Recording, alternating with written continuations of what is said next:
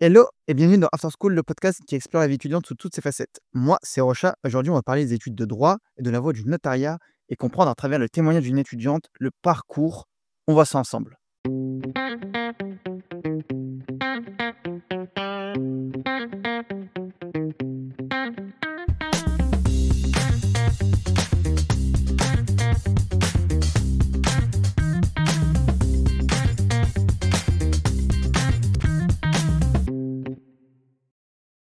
Alors pour cet épisode, j'ai le plaisir de recevoir Pauline, qui est clerc de notaire et ancienne étudiante en droit et qui va nous parler de son parcours, qui va nous dévoiler certaines choses sur le milieu du notariat. Bonjour Pauline, Salut! comment ça va? Mais ça va et toi? Ça va, hein? Alors tu es là aujourd'hui pour un petit peu nous faire un petit récap des études de droit et de ta profession, donc à savoir que tu es clerc de notaire. C'est bien comme ça qu'on dit? Ouais. Oui, on peut dire aussi notaire assistant, mais ça revient à peu près au même. Très bien. Depuis combien de temps tu es clerc de notaire? Là, ça fait, 3 ans et demi, Donc quoi? bientôt 4. OK, donc ça fait pas longtemps que tu as quitté le monde des études. C'est ça. Je suis encore jeune dans la profession, oui. Et donc tu es là, pour un petit peu, nous apporter ton témoignage sur les études, sur les hésitations que tu as eues, sur, la voie du notariat parce que, bah, c'est une voie dont on entend assez peu parler, à vrai dire, c'est avec toi que j'ai découvert le métier de notaire et en Mmh. vrai, ça va être vachement intéressant, je pense, pour tous ceux qui sont en études de droit. Bah, oui, oui, je pense et surtout que quand on étudie en droit, je trouve que, il y a, assez peu, de communication, en fait, sur les débouchés, sur les métiers que tu peux faire donc c'est toujours chouette d'en parler et de pouvoir dire un peu, à quoi s'attendre finalement. Ça marche. Alors je te propose qu'on commence par quelques chiffres, quelques infos importantes. Première info, c'est un peu plus de 200 000 étudiants qui sont inscrits chaque année dans les filières de droit, donc je pense toutes filières confondues et c'est une légère augmentation par rapport à 2019. Donc est-ce que tu constates ou tu as constaté que les études de droit, on dirait, avaient de plus en plus la cote? J'aurais pas assez de recul pour te dire, mais je pense que ça a beaucoup la cote au début parce que tu as beaucoup d'étudiants qui s'inscrivent, mais tu en as beaucoup qui arrêtent, très vite aussi et qui se rendent compte, dès les premières semaines que c'est pas du tout fait pour eux. Ah oui, carrément, dès les premières semaines. Ah oui, oui, je me souviens, en première année à la fac, les 2 premières semaines, tu avais, les amphis qui étaient, vraiment, complètement saturés avec, des étudiants qui étaient obligés de s'asseoir par terre. Et puis, au bout de 2 ou 3 semaines, tu vois que ça se vide et qu'il y a beaucoup, beaucoup de personnes qui disent: «Bah, en fait, c'est pas du tout ce à quoi je m'attendais, ça me plaît pas, je me projette pas», ou alors simplement qui arrêtent parce que, bah, le raisonnement, à avoir, c'est pas quelque chose qu'ils ont, naturellement, en eux ou alors c'est pas quelque chose qui les intéresse. Donc ouais, tu as beaucoup de personnes qui arrêtent finalement. Ouais, en gros, au début, c'est une voie de refuge parce qu'on se dit: «Bah, je sais pas ce que je fais, du coup, je vais en droit». Mais au final, on se rend compte que le droit, il faut vraiment l'avoir choisi. Alors, tu peux avoir les 2, mais moi, mon cas, honnêtement, j'y suis allée, pas par défaut, mais je me suis dit: «Je pense que ça va me plaire, on va voir», mais j'étais pas, non plus, 100 convaincue et j'ai eu de la chance d'adorer ça. Mais c'est pas le cas pour tout le monde et il y en a beaucoup où, oui, c'est par défaut et ils vont se dire: «Oui, c'est une filière générale, ça te ferme pas trop de portes, tu fais une licence, puis après tu peux déboucher sur plein de choses», ce qui est vrai, mais qui très, très rapidement se rendent compte que, ça leur plaît pas, quoi. Mmh. Ouais, je vois le genre. Enfin, le genre. Mais je vois ce genre de situation. Deuxième info et ça, c'est assez, comment dire? Interloquent. Ça interpelle en tout cas. C'est qu'il y a à peu près que une trentaine de masters dans le droit notarial qui sont accessibles via la plateforme Mon Master. Donc la plateforme Mon Master, c'est la plateforme sur laquelle, ben, les étudiants de licence s'inscrivent pour intégrer, par la suite un master et vraiment le chiffre d'une trentaine répartis sur toute la France, ça m'a un peu choqué de me dire en plus, surtout que les effectifs sont pas énormes dans les classes, donc comment je peux me dire qu'il y a que 30 masters en droit notarial? Il y en a il oui, c'est vrai qu'il y en a vraiment peu parce que c'est une filière qui est très, très sélective et ils te le disent à la fac que, globalement, c'est, la filière où il y a le plus d'étudiants qui postulent. Pourquoi? Bah, parce que, notaire, souvent la première idée qui vient à l'esprit, c'est, ça fait de la maille, hein, voilà, l'argent, donc l'argent, hein, la motivation initiale, hein, en vérité, hein. Donc oui, tu as beaucoup de monde, en fait, qui veut y aller. Tu as peu de place, c'est assez sélectif et pourquoi c'est sélectif? En fait, simplement, bah, pour pas, se retrouver avec une filière qui est, totalement, saturée à la fin avec, plus de demandeurs d'emploi, que de postes, en fait, hein. C'est simplement pour ça, je pense. Mmh. Mais ouais, c'est vrai que c'est dingue et surtout, bah, mon master, je sais pas comment toi tu l'as vécu, enfin, je sais pas si c'était, à ton époque ça existait mon master, mais j'entends que du mauvais pour le moment. C'était pas master, mais c'était une plateforme du type où, quoique non, non, en fait, je me souviens, moi, à l'époque, il fallait postuler fac par fac.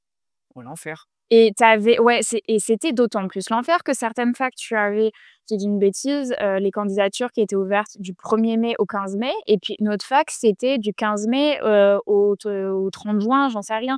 Mais en fait, il fallait vraiment pas se louper dans les délais pour t'inscrire parce que, bah, d'une fac à l'autre, ça variait et puis tu avais la possibilité du coup de louper le train en marche et de pas pouvoir postuler et du coup de pas avoir de master à la fin, hein. Oh quel enfer, quel Ouais. enfer. Je sais pas ce qui est le pire finalement. Ouais, voilà, la peste ou le choléra? Vous préférez quoi?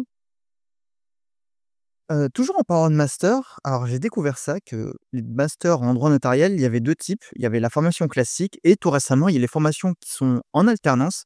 Alors toi, tu as fait, on va dire, une simili alternance, quelque chose qui peut s'assimiler à l'alternance, mais qui est pas, on va dire, dans les faits, on va dire, noté dans les statuts une alternance, mais ça s'y ressemble et maintenant ils l'ont mis en place.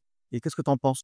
Bah, je pense que c'est très bien parce que, la fac parfois ça peut avoir un côté un peu, trop théorique et il y a rien de mieux que, de pratiquer le métier et que d'être sur place pour te rendre compte si ça te plaît vraiment, heu et le faire dès le master, je trouve que c'est très bien d'obliger à faire des stages ou d'obliger à faire des alternances parce que, bah, au moins tu te rends compte de la réalité du métier.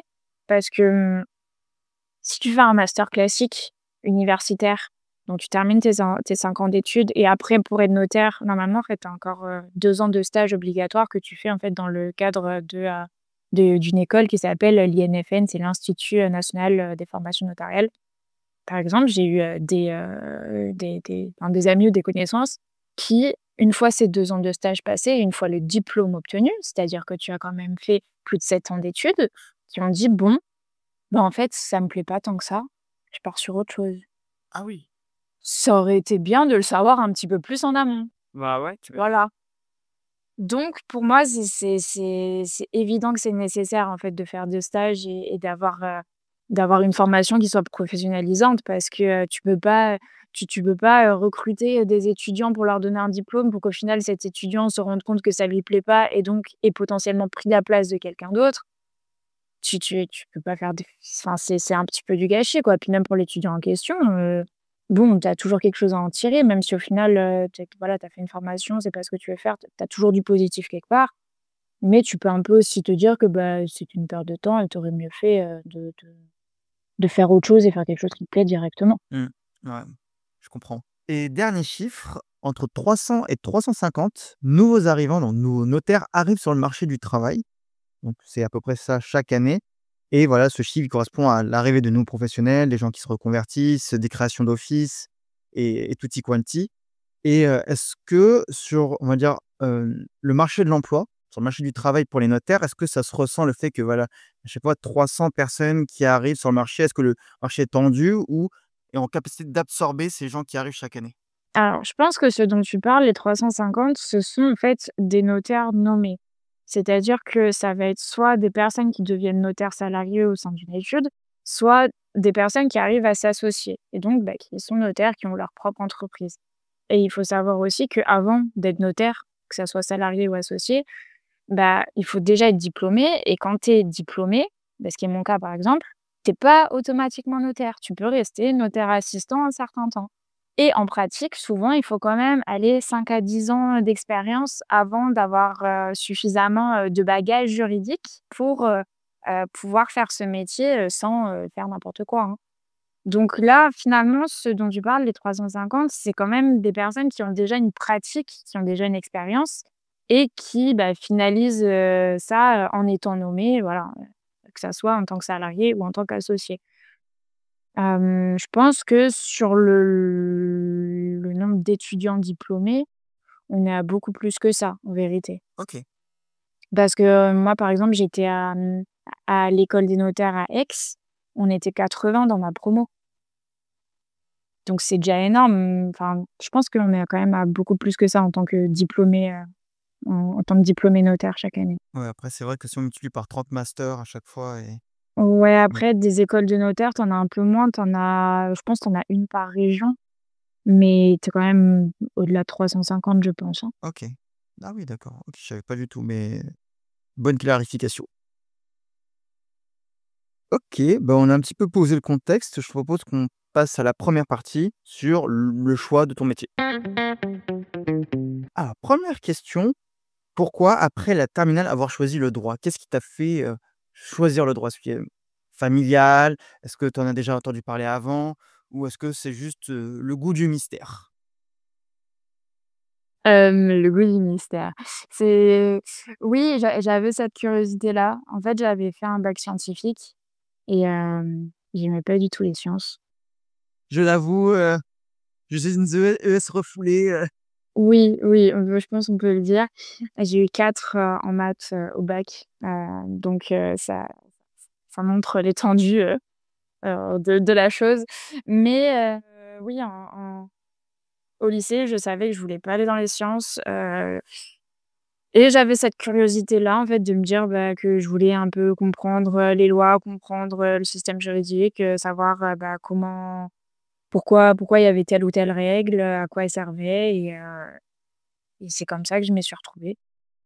Mais c'était un peu la seule chose, mon élément trigger. Non, pas vraiment, mais en fait, si tu veux, c'était la seule filière dans laquelle je me voyais aller sans y aller à reculons. OK. Ah ouais. Ouais, c'est vrai que Donc ça s'est très bien passé au final, mais c'était le seul truc où je me disais: «Tiens, oui, why not? Pourquoi pas? On va tester». Le reste, ça me donnait pas envie. au final, bon choix quand même. Tout à fait. Bon choix. J'allais dire: «Tu as eu de la chance», mais non, il y a surtout du travail.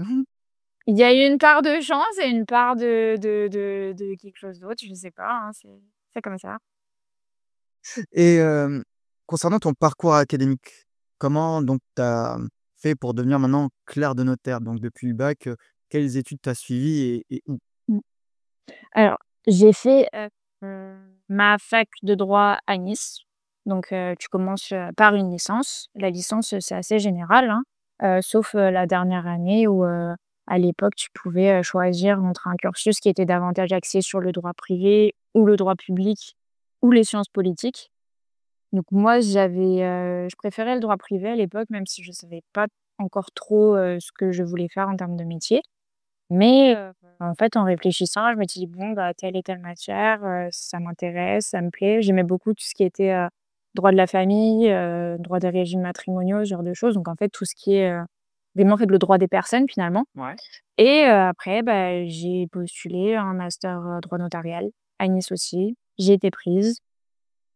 Je me suis dit que j'avais fait le bon choix parce que ça me plaisait beaucoup et donc ça, après tu fais donc un master, donc en 2 ans. Tu as la première année qui est assez classique et la deuxième année qui est, un tout petit peu plus, professionnalisante, pardon, puisqu'on, bah, on était obligé de faire un stage, d'1 ou 2 mois à l'époque, ce qui était chouette aussi parce que pour ceux qui, s'étaient retrouvés là, un petit peu par hasard, bah, ça t'obligeait aussi à découvrir le métier. Parce que là aussi, tu en as qui terminaient le master et qui disaient: «Bon, ça me plaît pas trop, j'arrête», hein. Vaut mieux arrêter dès que ça te plaît pas, hein, c'est sûr. Mais en tout cas, vu que les stages étaient pas vraiment obligatoires en licence et avant, tu avais quand même le risque de te retrouver avec des étudiants qui étaient là, bah, un peu par hasard, sans avoir, vu la pratique, en fait. Bon, moi, c'était pas mon cas parce que j'avais fait un stage, chez mon oncle qui est notaire aussi et so donc ouais, qui est salarié. Lui, c'est pas son étude à lui, mais j'avais fait un stage, dans son entreprise, à la fin de ma première année de master et j'avais appris plein de choses donc c'était chouette. Et après ton master, si ça te plaît toujours, si tu es encore courageux, motivé, parce qu'au bout de 5 ans de fac, généralement, tu commences un petit peu à en avoir marre. Ouais, et bah, tu continues, là-dedans et tu vas faire, donc 2 ans, à l'Institut national des formations notariales. Donc c'est l'école des notaires, c'est l'INFN. Donc dans mon cas, c'était à Aix. Et il faut savoir que ça, c'est une vraie alternance, parce que, normalement, tu as un vrai contrat pro et toute la semaine, bah, tu es, en office notarial, sauf un jour par semaine où tu vas à Aix-en-Provence. Tu as une journée de cours. Tu te lèves donc à 6 heures du matin à l'aube, tu prends ta voiture, tu fais du covoit avec tes copains. C'est un peu l'expédition, on était très fatigués à l'époque, mais maintenant quand on en parle, on rigole beaucoup. Et donc, oui, tu fais ton aller-retour comme ça dans la journée et tu as donc 4 semestres comme ça, heu et tu as en fait un contrôle continu, tous les 1 mois et demi à peu près, tu as un contrôle. Donc faut concilier, bah, le travail, sachant que tu es là que 4 jours par semaine et que pour la plupart des étudiants, tu te retrouves à faire en 4 jours ce que les autres font en 5. Ah oui. Et bah, le vendredi ou le lundi, ça dépend, bah, tu fais ton trajet jusqu'à Aix-en-Provence pour avoir ta journée de cours. Donc c'est bien, bien intense, mais c'est formateur aussi. Donc voilà. Et après, une fois que tu as terminé tes 4 semestres, si tu as la chance d'avoir tout validé du premier coup, il te reste 1 an et demi pour faire un rapport de stage et faire ta soutenance, et avoir ton dernier oral, qui clôture ta vie étudiante. Oh là là. Voilà. Et ça s'est passé comment, cette dernière orale, cette soutenance? Alors, de mon côté, ça s'était très bien passé. Faut savoir, j'étais un petit peu au bout du rouleau, j'ai une petite tendance, à procrastiner. Donc moi, au lieu de le passer tout de suite et de m'en débarrasser comme certaines de mes copines qui sont très organisées, bah, j'ai attendu un petit peu le dernier moment. Tu vois, je travaille mieux quand j'ai un petit peu la pression, quand l'échéance approche. Donc je m'étais, mis un petit coup de pédale et de pied au plancher, un petit peu avant et j'ai soutenu, début décembre alors qu'il me restait jusqu'au 31 décembre pour le faire. Voilà. Mais ça s'est très bien passé. Oui, j'aime le risque. Mais ça s'est très bien passé, si ce n'est que, tu ressens un petit peu que dans ton jury, qui se compose normalement de ton tuteur, qui a encadré, ton mémoire, d'un autre prof de fac et d'un notaire, tu ressens que certains prennent un petit peu plaisir à se dire que c'est ton dernier oral et qu'ils vont un petit peu te malmener quand même. Hein? Tu commences pas à m'attraper par le callback? Voilà. Mais bon, si tu veux, moi, comme au bout de 30 secondes, ils m'ont dit: «Oui, bon, bah, c'était un très bon mémoire, nia nia nia nia». Quand ils ont commencé à me faire des critiques, stupides, si tu veux, je leur rentrais un petit peu dedans et je laissais pas trop faire parce que le problème, c'est que j'ai un petit mauvais caractère. Donc voilà, si tu veux, quitte à me faire malmener, tu sais que tu as fait un bon travail, ils te l'ont dit de suite, tu sais que tu as ton examen, bon, je vais pas me faire malmener pour me faire malmener, quoi. Et ap C'est pas dans mon tempérament. et après tu as la pression qui redescend. C'est Oui, fini. oui, oui. Oui, c'est ça.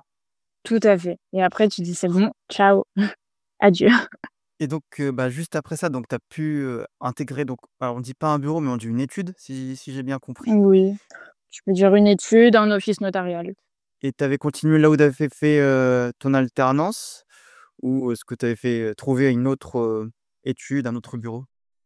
Non, j'avais continué mais pendant un temps, mais c'est vrai que là j'ai changé d'études, parce que, parfois la vie fait que, maintenant, oui, voilà, exactement. Parfois ça tu as beaucoup de chances qui changent oui, tu as beaucoup de choses qui changent d'un coup et c'était le cas personnellement donc le changer de patron, en faisait partie. Et si on revient un petit peu à la licence et au fait que tu choisis, le droit notarial, est-ce qu'il y a d'autres raisons qui t'ont poussé vers cette voie-là, spécifiquement le notarial? Enfin le notariat par appétence, on va dire, naturelle? Bah, alors c'est difficile de répondre à cette question. Je pense qu'il y a un petit côté génétique aussi si tu veux, parce que comme je t'ai dit, j'ai un oncle qui est notaire. J'avais appris plus tard que mon arrière-grand-père était clerc de notaire, je ne savais pas à l'époque. Donc si tu veux, je il y a peut-être de ça, mais mais il faut savoir aussi, à l'époque, c'était pas du tout quelque chose que j'avais envisagé le droit notarial au début parce que, je voyais mon oncle qui se faisait, exploiter, malmener, dans l'étude dans laquelle il travaillait et mon oncle, dès que j'avais dit que je voulais faire du droit, il m'avait dit: «Bon d'accord, mais tu vas pas dans le notariat. N'y va pas, c'est un métier de pourri, n'y va pas». Donc si tu veux, moi, au début, je dit: «Bon, bah, OK» et je m'étais même pas trop attardée là-dessus. jusqu'au moment où, je me suis dit: «Bon, bah, qu'est-ce que je vais faire comme métier?» Et en fait, bah, tu regardes les différents métiers possibles, tu peux être juriste d'entreprise, tu peux être, avocat, tu peux être magistrat, tu peux être greffier, tu peux faire plein de choses, hein. Mais en fait, il y avait rien qui me disait vraiment. Puis quand je me suis rendu compte que les matières pratiquées dans le droit notarial, me plaisaient, bah, je me suis dit: «Bah, je vais aller faire quelque chose que j'aime quand même». Donc j'ai appelé tonton, j'ai dit: Tonton, tu sais, j'ai pas accepté un master de droit notarial». Et puis là, il m'a dit: «Mais qu'est-ce que tu fais?» Je vais te déshéréditer, même si je peux pas, je te déshérite quand même. Ah ouais. Et au début, il m'a dit: «Mais ça va pas, tu as perdu la tête, nin nin et je comprends, hein, pourquoi il a dit ça maintenant, hein, mais du coup, j'ai dit: «Bon, bah, maintenant c'est trop tard, j'y suis». Donc ouais, ça, c'était pour la petite anecdote. Donc qui m'avait dit, «Mais surtout pas là-dedans». Et puis en fait, bah, me voilà, quoi. Au final, ça te plaît quand même. Oui, mais bien sûr, bien sûr. Sinon, tu serais pas là pour nous en parler. Non, mais de toute façon, on va en parler, hein, des points forts et des points faibles, de ce métier, des avantages, des inconvénients. Ça va venir. Eh oui! Dernière question de cette partie, si tu devais donner un seul et unique conseil à un étudiant qui hésite entre, bah, alors, avocat, magistrat, notaire, tous les types de droits, qu'est-ce que tu lui dirais? Comme on a dit tout à l'heure, faire des stages, être curieux, ne pas t'arrêter à juste, ce qu'on te présente à la fac et ce qu'on te dit à la fac parce que, on peut te il y a des légendes quand tu es étudiant que pour être notaire, bah, faut obligatoirement être chez un notaire. C'est pas vrai. Que, c'est, très dur, d'être avocat ou que voilà, tu as toujours des sortes de légendes qui sont pas forcément vraies et je pense que quand tu es curieux, quand tu cherches, à apprendre, bah, tu peux trouver le métier, en fait, qui te plaît et tu peux mais en fait, il faut juste, avoir la démarche de le faire et c'est pas forcément quelque chose qui est inculqué quand tu es à la fac. Tu as plein d'étudiants, ils passent leurs 5 années de droit, ils ont fait aucun stage. Bah, forcément, en fait, tu arrives à la fin, tu as un master, tu es un petit peu spécialisé dans telle ou telle matière, mais tu sais pas ce que tu vas faire, en fait, tu vois? Donc faire des stages, se renseigner, faire des stages et être curieux. Je te rejoins là-dessus, totalement, quand j'étais en études, d'ingénieur, en Italie, on avait, à la fin de notre deuxième année de master, un stage, à faire de 6 mois et j'ai appris que pour la plupart des étudiants, donc on va dire les nationaux, donc les Italiens, c'était l pas leur premier stage d'université, pas leur premier stage de secondaire, mais leur premier stage de leur vie. C'est la première Ouais. fois qu'ils faisaient un stage de leur vie, ils avaient, plus de 20 piges. Et nous aussi, on a le stage de troisième, on a des stages, des fois en licence, d'autres en master. Avant eux, avant ce 6 mois de stage, j'avais déjà fait 6 autres mois de stage, un peu en décalé, mais même 7 mois, si tu cumules tout, de stage aussi bien ouvrier qu'assistant ingénieur. Certains, c'était leur premier stage de leur life. J'étais en mode: «Mais comment ça peut être possible qu'on envoie des gens ingénieurs avec juste ce niveau d'expérience?» et ils ont fait que du cours, jusqu'à 20. Ouais, c'est ça et puis, en fait, ça te donne finalement des diplômés qui seront pas autonomes sur le marché du travail. C'est-à-dire que tu es censé avoir un diplôme, mais à l'instant T, le travail que tu produis n'est pas, à la hauteur de ton diplôme. Ce qui est en soi quand même assez critiquable, c'est compliqué, hein, d'arriver ensuite, devant un patron en entretien d'embauche et lui dire: «Alors OK, je suis diplômée, j'ai fait 5 ans d'études, je veux tant de salaire, mais par contre, bah, en pratique, je sais pas faire grand chose». Et c'est problématique, hein. Donc oui, faire des stages, en fait, après c'est vrai que suivant le contexte, ça peut être compliqué parfois pour certains étudiants de faire des stages parce que suffit que tu sois obligé de bosser en parallèle de tes études pour les financer, bah, tu auras pas forcément, la chance de faire, un boulot étudiant qui sera en rapport avec tes études. Mais si tu peux le faire, si tu peux essayer, bah, autant essayer. Moi, ce que j'avais fait aussi, pendant 2 étés, où j'étais étudiante, j'avais bossé dans une banque privée. Heu, donc les métiers de la banque, tu as quand même un côté juridique et tu as quand même, c'est quand même un métier annexe si tu veux. Mais au moins ça te permet de découvrir quelque chose qui est en rapport avec ce que tu fais et pas, juste faire un boulot étudiant, aller bosser sur une plage. C'est très bien de bosser sur une plage, mais qu'est-ce que ça va t'apporter ensuite professionnellement enfin, en complément de tes études? Ouais, autant mettre, Non. plus de chance de son côté. Bah, c'est ça, faut être malin en fait. Encore une fois, faut être malin, faut être curieux, hein. T'emmerdes, t'emmerdes. Bien sûr. Gingembre, super, bah, on va passer à la deuxième partie sur la formation et les stages. Et la première question que je voudrais te poser, comment ça s'est passé ton stage de fin d'études? Et alors ta restitution, tu nous as déjà parlé, mais ton stage de fin d'études, comment ça s'est passé? Comment tu l'as trouvé? Où est-ce que c'était? Est-ce qu'il y a des infos, ou quelles étaient tes missions?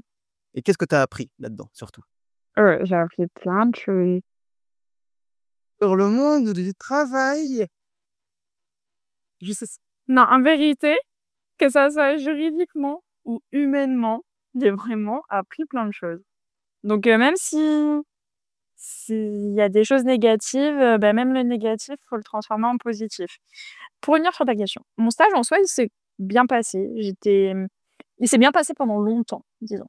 J'étais contente pendant longtemps parce que, j'ai eu une formation assez intéressante, m'a appris à me débrouiller toute seule. C'est-à-dire que, hem, bah, si tu as un problème dans un dossier, si tu as une question juridique particulière qui se pose, ben, on te regardait, on te disait: «Bah, cherche par toi-même, fais une recherche». Et en fait, mine de rien, ça t'apprend à te débrouiller tout seul et ça peut être dur parce que c'était un petit peu, bah, je te jette dans le grand bain, soit tu nages, soit tu te noies. Quand tu as pas le choix, au début tu patauges et après tu nages. Donc c'est formateur, c'est bien parce que, bah, aujourd'hui, si j'ai, des nouveaux dossiers ou des choses que j'ai jamais faites avant qui se présentent, bah, je panique pas trop et je fais mes recherches et voilà quoi. Je Ça t'apprend à être débrouillard, ça t'apprend à être autonome. Hem, donc sur ces points-là, c'est chouette. Après, il faut dire que humainement, suivant où tu tombes, on n'est pas tous logés à la même enseigne. Je pense que les notaires, bah, après c'est peut-être comme les gens en général, c'est peut-être comme partout, mais tu as des notaires qui humainement sont très bien et tu en as d'autres où c'est l'équivalent, d'une huître. Les notaires en pierre. Ouais, ouais, ouais. Puis tu en as certains, en fait, ils font tellement d'argent que, bah, la seule chose qui les préoccupe après, c'est qu'il y ait de l'argent qui rentre et toi, si en tant que collaborateur, bah, tu es pas à 150 en permanence et si tu as ta vie perso à côté ou que, un jour ou l'autre, bah, tu es mal luné parce que, j'en sais rien, ton chien est mort, ta grand-mère est morte ou tu viens de te séparer ou j'en sais rien. Mais il y en a, ils vont te tomber dessus à te dire, «Comment ça, tu es pas à 100 aujourd'hui?» Voilà. Donc ça aussi, il faut faire avec. Après, tu prends du recul et tu te dis: «Bon, bah, c'est pas grave, c'est juste qu'en fait, il faut pas se laisser marcher dessus, il faut que ça glisse». Puis après, après tu avances et tu t'en ressors plus fort aussi donc Et est-ce qu'au niveau, dans le stage, est-ce qu'on vous retrouvez tous les ce que vous avez appris en cours? Est-ce qu'on va dire, on met en pratique ce qu'on voit en cours? Ou on va dire, les cours, ça sert vraiment juste de trousse de secours et 90 du temps, c'est un truc un peu, pas farfelu, mais qu'on n'a pas vu en cours, un cas particulier et on doit se mettre à fond là-dessus et chercher par nos propres moyens? bah, il y a les 2, les 2. Parce que, si tu veux, à la fac, tu vas faire une licence de droit, elle est très générale. Pendant 3 ans, tu vas apprendre les grands principes, mais tu vas pas pratiquer ton métier. Et après, en master, bah, tu commences à voir les grandes lignes, mais là encore, le droit, enfin tout ce qui est juridique, en fait, au début, tu apprends vraiment les grandes lignes, le raisonnement, mais si, en pratique, c'était aussi simple, que d'ouvrir ton code civil et regarder l'article, bah, ça se saurait et tout le monde pourrait faire du droit. Donc en fait, au début, quand tu es en stage, bah, il y a certaines choses où tu as la chance de l'avoir vu à l'école et où tu peux le pratiquer, tu peux le mettre en pratique immédiatement. Et il y en a d'autres et bah, tu vas être obligé à l'instant T de faire une recherche, et puis tu vas le voir à l'école 3 mois plus tard. Mais sauf que là encore, tu contrôles pas en fait tu contrôles pas forcément ce que tu vas avoir, lors de ton stage parce que, bah, d'une étude à l'autre, tu vas avoir des dossiers plus ou moins intéressants. On va te donner aussi des dossiers plus ou moins intéressants parce que si tu es dans une grosse boîte, bah, souvent au début, tu commences, tu es une petite main, tu fais des demandes de pièces, tu touches pas tout de suite au juridique. Alors qu'il y a d'autres études, bah, tu vas te plonger dans le grand bain directement, ils vont te filer une pile de dossiers et puis, bah, c'est à toi de nager, quoi. Donc c'est un petit peu les 2. Alors on l'a peut-être pas rappelé, mais on va le faire. Est-ce que tu peux nous donner les cas, on va dire usuels, dans lesquels un notaire intervient? Parce que voilà, on a toujours une vague idée de quand on doit faire appel à un notaire, mais est-ce que tu peux nous dire, voilà, dans quel cas on leur fait appel? Je sais plus ou moins, pour, l'immobilier, mais après il doit y avoir d'autres cas, plus, usuels ou obscurs que je ne connais pas, si tu peux nous les énoncer? Obscur, oui, très obscur. Effectivement, donc tu as tout ce qui est achat immobilier. En fait, finalement, si tu veux, c'est toutes les grandes étapes de ta vie. C'est-à-dire que, bah, tu vas avoir tout au long de ta vie de famille, bah, de ta naissance, de ton PACS, ton mariage, le jour où tu as des enfants, tu peux aussi avoir besoin du notaire si tu anticipais, ta transmission de patrimoine, faire des donations, ce genre de choses, pouvoir un petit peu, faire en sorte de pas payer trop de droits de donation ou de succession au profit de l'État. Donc ouais, ces grandes étapes, de la vie-là, enfin, en tout cas de la vie de famille. Ensuite, tu as les décès, bien évidemment, puisque, bah, là aussi, faut bien qu'il y ait quelqu'un qui vienne garantir que, bah, la personne qui est décédée, elle laisse tel et tel héritiers et que, bah, tel appartement ou tel compte en banque, bah, voilà, ça doit être, transmis à tel héritier. Et ensuite, bah, tu as tout ce qui est effectivement, acquisition immobilière. Tu peux aussi avoir, tout ce qui est, droit des sociétés. On n'a pas le monopole là-dessus par contre, parce que, les avocats peuvent faire du droit des sociétés, les experts comptables peuvent en faire aussi, mais les notaires aussi. Donc, tout ce qui est, rédaction de statuts, de société, que ça soit, voilà, des sociétés civiles mobilières ou des sociétés commerciales, tu peux faire appel au notaire pour ça. Tout ce qui est donation des parts sociales ou des cessions de parts, des mises à jour des statuts, voilà. La vie de la société aussi en soi, même si c'est quand même plus rare, disons que 70 de l'activité notariale, c'est du droit de l'immobilier. 30 c'est du droit de la famille, en vérité. OK, Ça doit être dans ces eaux-là, à peu près. OK, très bien. Donc, par exemple, moi, une des grandes étapes de ma vie, c'est d'avoir mon propre home cinéma. Est-ce que j'aurais besoin d'un notaire pour ça? Acheter une Ah, mais home cinéma. J'aurais pas besoin de faire rassemblement. Si tu achètes, il faut bien que tu aies un local ou un truc ou une maison déjà pour faire ton home cinéma. Est-ce qu'il faut qu'elle soit véritablement à mon nom, cette maison? Bah, il faut du moins que tu aies l'accord du propriétaire. Ouais, ça, c'est autre chose, ça, c'est secondaire. On verra ça peut-être plus tard. Oui, on peut faire ça. Est-ce que tu pourrais nous raconter une anecdote drôle et une autre un peu moins drôle qui s'est passée au cours de ton stage? Je sais pas, une étude, qui s'est mal passée ou qui s'est plutôt bien passée ou un quiproquo, un malentendu avec, un client? Si, il y a toujours des choses drôles, tu as toujours des situations cocasses. Tu peux avoir un bonhomme qui vient le matin, avec sa femme acheter un appartement et qui va revenir l'après-midi pour te dire, bah, qu'il veut, créer une société avec sa maîtresse et acheter un appartement avec sa maîtresse. Non, ça Tu se peux avoir des choses comme ça. non, vraiment? Oui, oui, bien sûr, et à ce moment-là, il faut faire très, très attention à ce que tu dis et puis quand tu appelles le client, faut aussi que tu fasses pas de gaffe parce que tu sais pas quelle madame est à côté. Oh là là! Donc ça peut être des choses, ça peut arriver ou j'avais, j'ai une notaire une fois qui m'avait dit qu'elle avait reçu des clients, un couple qui allait se marier, donc pour un contrat de mariage et que, bah, 2 jours plus tard, monsieur lui envoie un mail en lui disant, «Vous me plaisez beaucoup, si vous m'appelez, j'arrête tout». Tu peux avoir des trucs, mais c'est hallucinant. Et après, parfois, tu as des anecdotes, beaucoup plus, sordides, sur, la vie des gens parce que en fait, les gens te confient parfois, bah, des choses et tu peux avoir, bah, des anecdotes, sur, un dossier de succession. Tu vas avoir les détails de comment ta personne est décédée et c'est des choses que tu as pas toujours envie de savoir. Tu peux avoir des détails dans un dossier de divorce, de savoir pourquoi est-ce qu'il divorce? Bah, parce que monsieur battait sa femme et parce que monsieur touchait sa fille. Tu Voilà, c'est des situations parfois qui sont cocasses et parfois qui sont très tristes et tu fais avec. Waouh! Oh bah, heureusement que je suis assis, quoi. Bah, non, alors ça va, Le coup de je viens d'ouvrir, une société avec, ma maîtresse. Ah franchement, le culot est choqué, quoi. ah oui, oui et puis surtout, moi, l'incendie, je me disais: «Franchement, tu aurais pu aller voir un autre notaire avec ta maîtresse, quoi, juste pour pas». J Un notaire avec ta femme officielle et un autre avec ta maîtresse, hein? Me fous pas dans la merde. Ça, waouh, c'est dingue. Non, mais c'est exceptionnel quand même. C'est exceptionnel quand même, en vrai. Mais c'est vrai que quand ça arrive, généralement, en plus, ça fait le tour de l'étude, hein, je peux te dire, hein. Ou alors les gens aussi qui arrivent, qui viennent te prendre, un rendez-vous pour ouvrir une succession parce que maman va bientôt mourir. Parce que maman est en EHPAD, maman est sur son lit mort, mais maman n'est pas encore morte. Ah. Généralement, les moyens on n'est pas très content quand il y a des choses comme ça.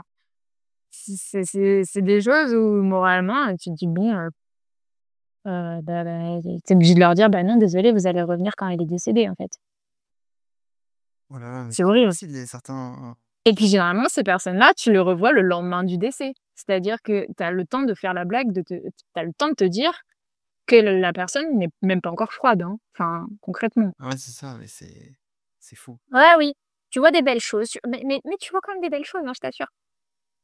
Mais tu vois aussi, bah, en fait, tu as un échantillon de la population humaine, en Oui, c'est ça. fait.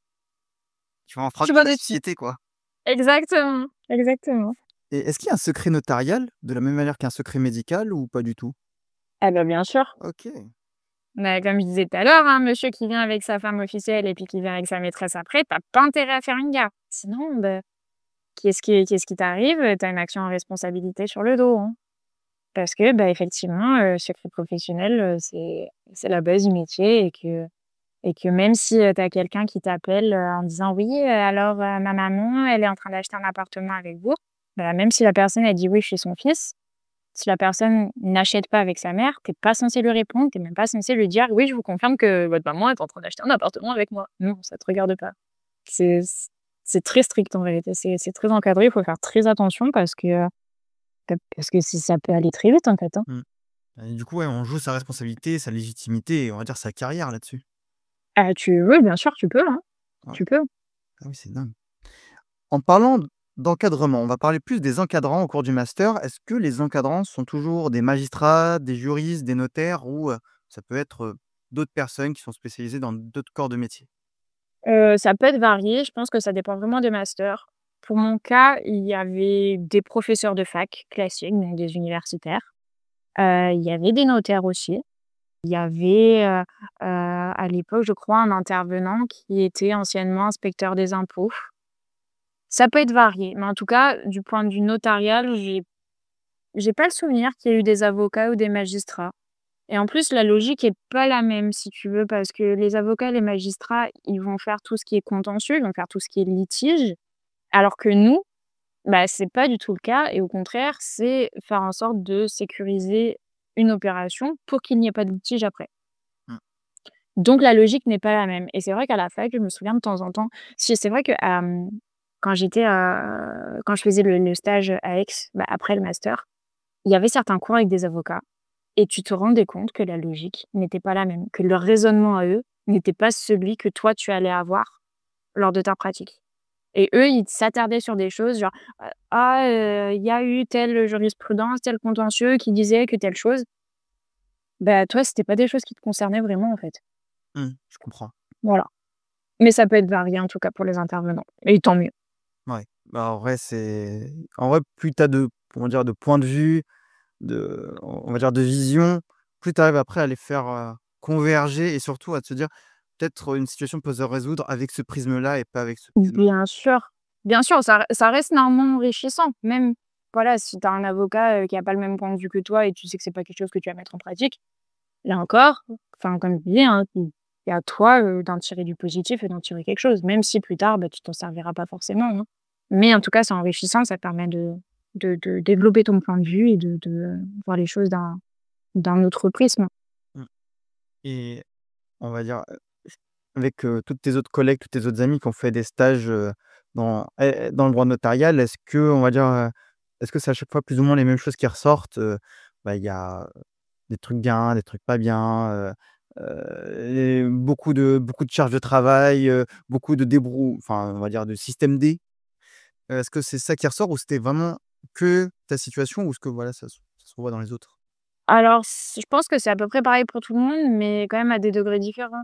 C'est-à-dire que, j'ai une copine, par exemple, qui avait, vraiment une grosse, grosse charge de travail, mais en contrepartie, son employeur était vraiment très sympathique, était très humain. Si elle avait un problème, qu'elle devait aller chez le médecin sur ses horaires de travail, ça posait pas de problème. Si, Un jour, elle était malade, on lui faisait pas un sketch parce qu'elle était malade. Mais elle avait une charge de travail, par contre, qui était peut-être plus importante que le reste. Et après, bah, j'ai eu d'autres copines où, bah, qui avaient la chance, d'avoir, des employeurs, très humains et à l'écoute et qui étaient pas non plus, voilà, des comment dire? Des esclavagistes, modernes, quoi. Waouh! Ah voilà, c'est assez variable, mais dans l'ensemble, c'est vrai que, quand on discutait, de nos stages, de nos conditions de travail, on est tous dans la même galère, globalement. Tout un merde à ramer comme ça à contre-courant. Voilà et puis le jour où tu veux t'en aller de l'étude où tu es parce que tu en as marre de ton patron, bah, tu fais quand même très, très attention parce que tu sais que l'herbe n'est pas toujours plus verte ailleurs. Mmh, Voilà. je comprends. OK, très bien. Alors on va passer à la troisième partie sur le quotidien et l'exercice du métier de notaire. Alors tu nous as déjà un peu expliqué donc, dans quel cadre on devait faire appel à un notaire et surtout, moi la question que je me pose c'est comment on fait? Donc on est diplômé, de droit notarial, donc d'études pour devenir notaire. Comment on fait pour trouver une étude, une office ou comment on fait pour ouvrir son propre cabinet? C'est la question que je me pose, comment, tu fais? Tu m'avais parlé ou dans le passé qu'il y avait une plateforme, mais est-ce qu'il y a d'autres moyens?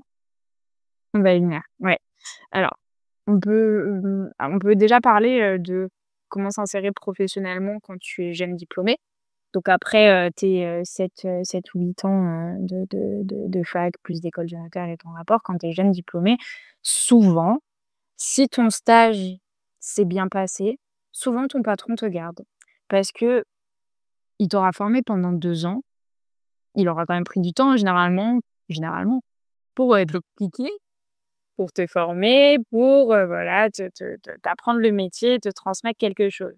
Donc souvent, ils veulent te garder parce qu'ils attendent aussi un retour sur investissement, si tu veux. Et au bout de tes 2 ans, bah oui, tu es plus autonome, tu es beaucoup plus rentable alors qu'au début, bah, ton un acte de vente, tu vas mettre, 4 heures à le rédiger et après, bah, une fois que tu sais faire, en 1 heure, c'est plié, tu vois? Donc si tu t'en sors bien, si ton stage s'est bien passé, que tu es content de là où tu es et que ton patron est content de toi, généralement, il te garde. C'est souvent ce qui se passe. Après il faut aussi que, économiquement, ils puissent le faire. Il faut savoir que là, bah, il y a eu une crise, hein, dans le notariat, enfin, avec la crise de l'immobilier, post-covid. Il y a eu des études, bah, qui ont été obligées de faire des licenciements économiques. Et je connais des personnes qui, suite à leur stage, n'ont pas été gardées, pas parce que, il y avait un problème de compétences ou de relations, bah, simplement parce que, le chiffre d'affaires était pas bon et permettait pas, à l'employeur de garder ce collaborateur-là. Donc ils ont dû, bah, retrouver, donc un travail ailleurs et comment est-ce qu'on retrouve un travail ailleurs? Bah, que ça soit, voilà, quand ton employeur actuel peut pas te garder ou quand toi tu décides d'aller voir ailleurs parce que tu es pas satisfait, de comment tu es traité, à l'endroit où tu te trouves, bah, tu fais fonctionner ton réseau. Ça marche bien de dire à tes copines: Tu peux demander à ta patronne si elle connaît pas quelqu'un qui cherche?» Là, ça marche très bien. Ça marche très bien, mais il faut faire très attention à qui tu le dis. Parce que le bouche à oreille, parfois, ça peut aller très vite et si tu as un patron actuel qui est pas très bienveillant, qu'il apprend que tu as pour projet de démissionner, généralement, tu passes, un sale quart d'heure et le quart d'heure, il s'étend jusqu'au moment où tu retrouves un autre poste ailleurs. Ce qui a été mon cas, par exemple. Mais bon, voilà, tu fais fonctionner le bouche à oreille.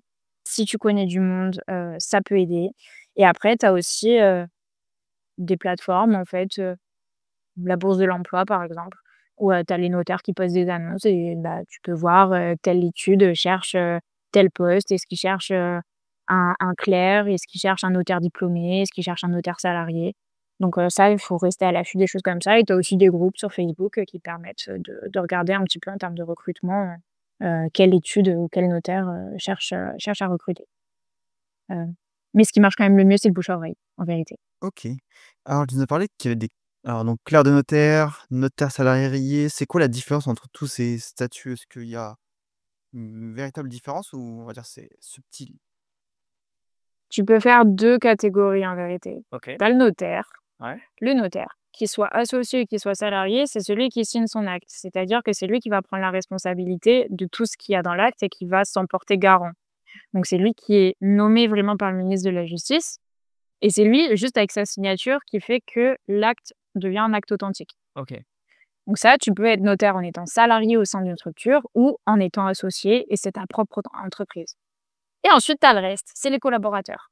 Et dans tes collaborateurs, tu as plein de postes. Tu as le clerc de notaire, donc c'est le mot qui est le plus couramment employé parce que le clerc, c'est la personne qui va rédiger, qui va demander les pièces, qui va finalement faire un petit peu tout le travail en amont. Ouais, tout le débroussaillage, toute la préparation du dossier.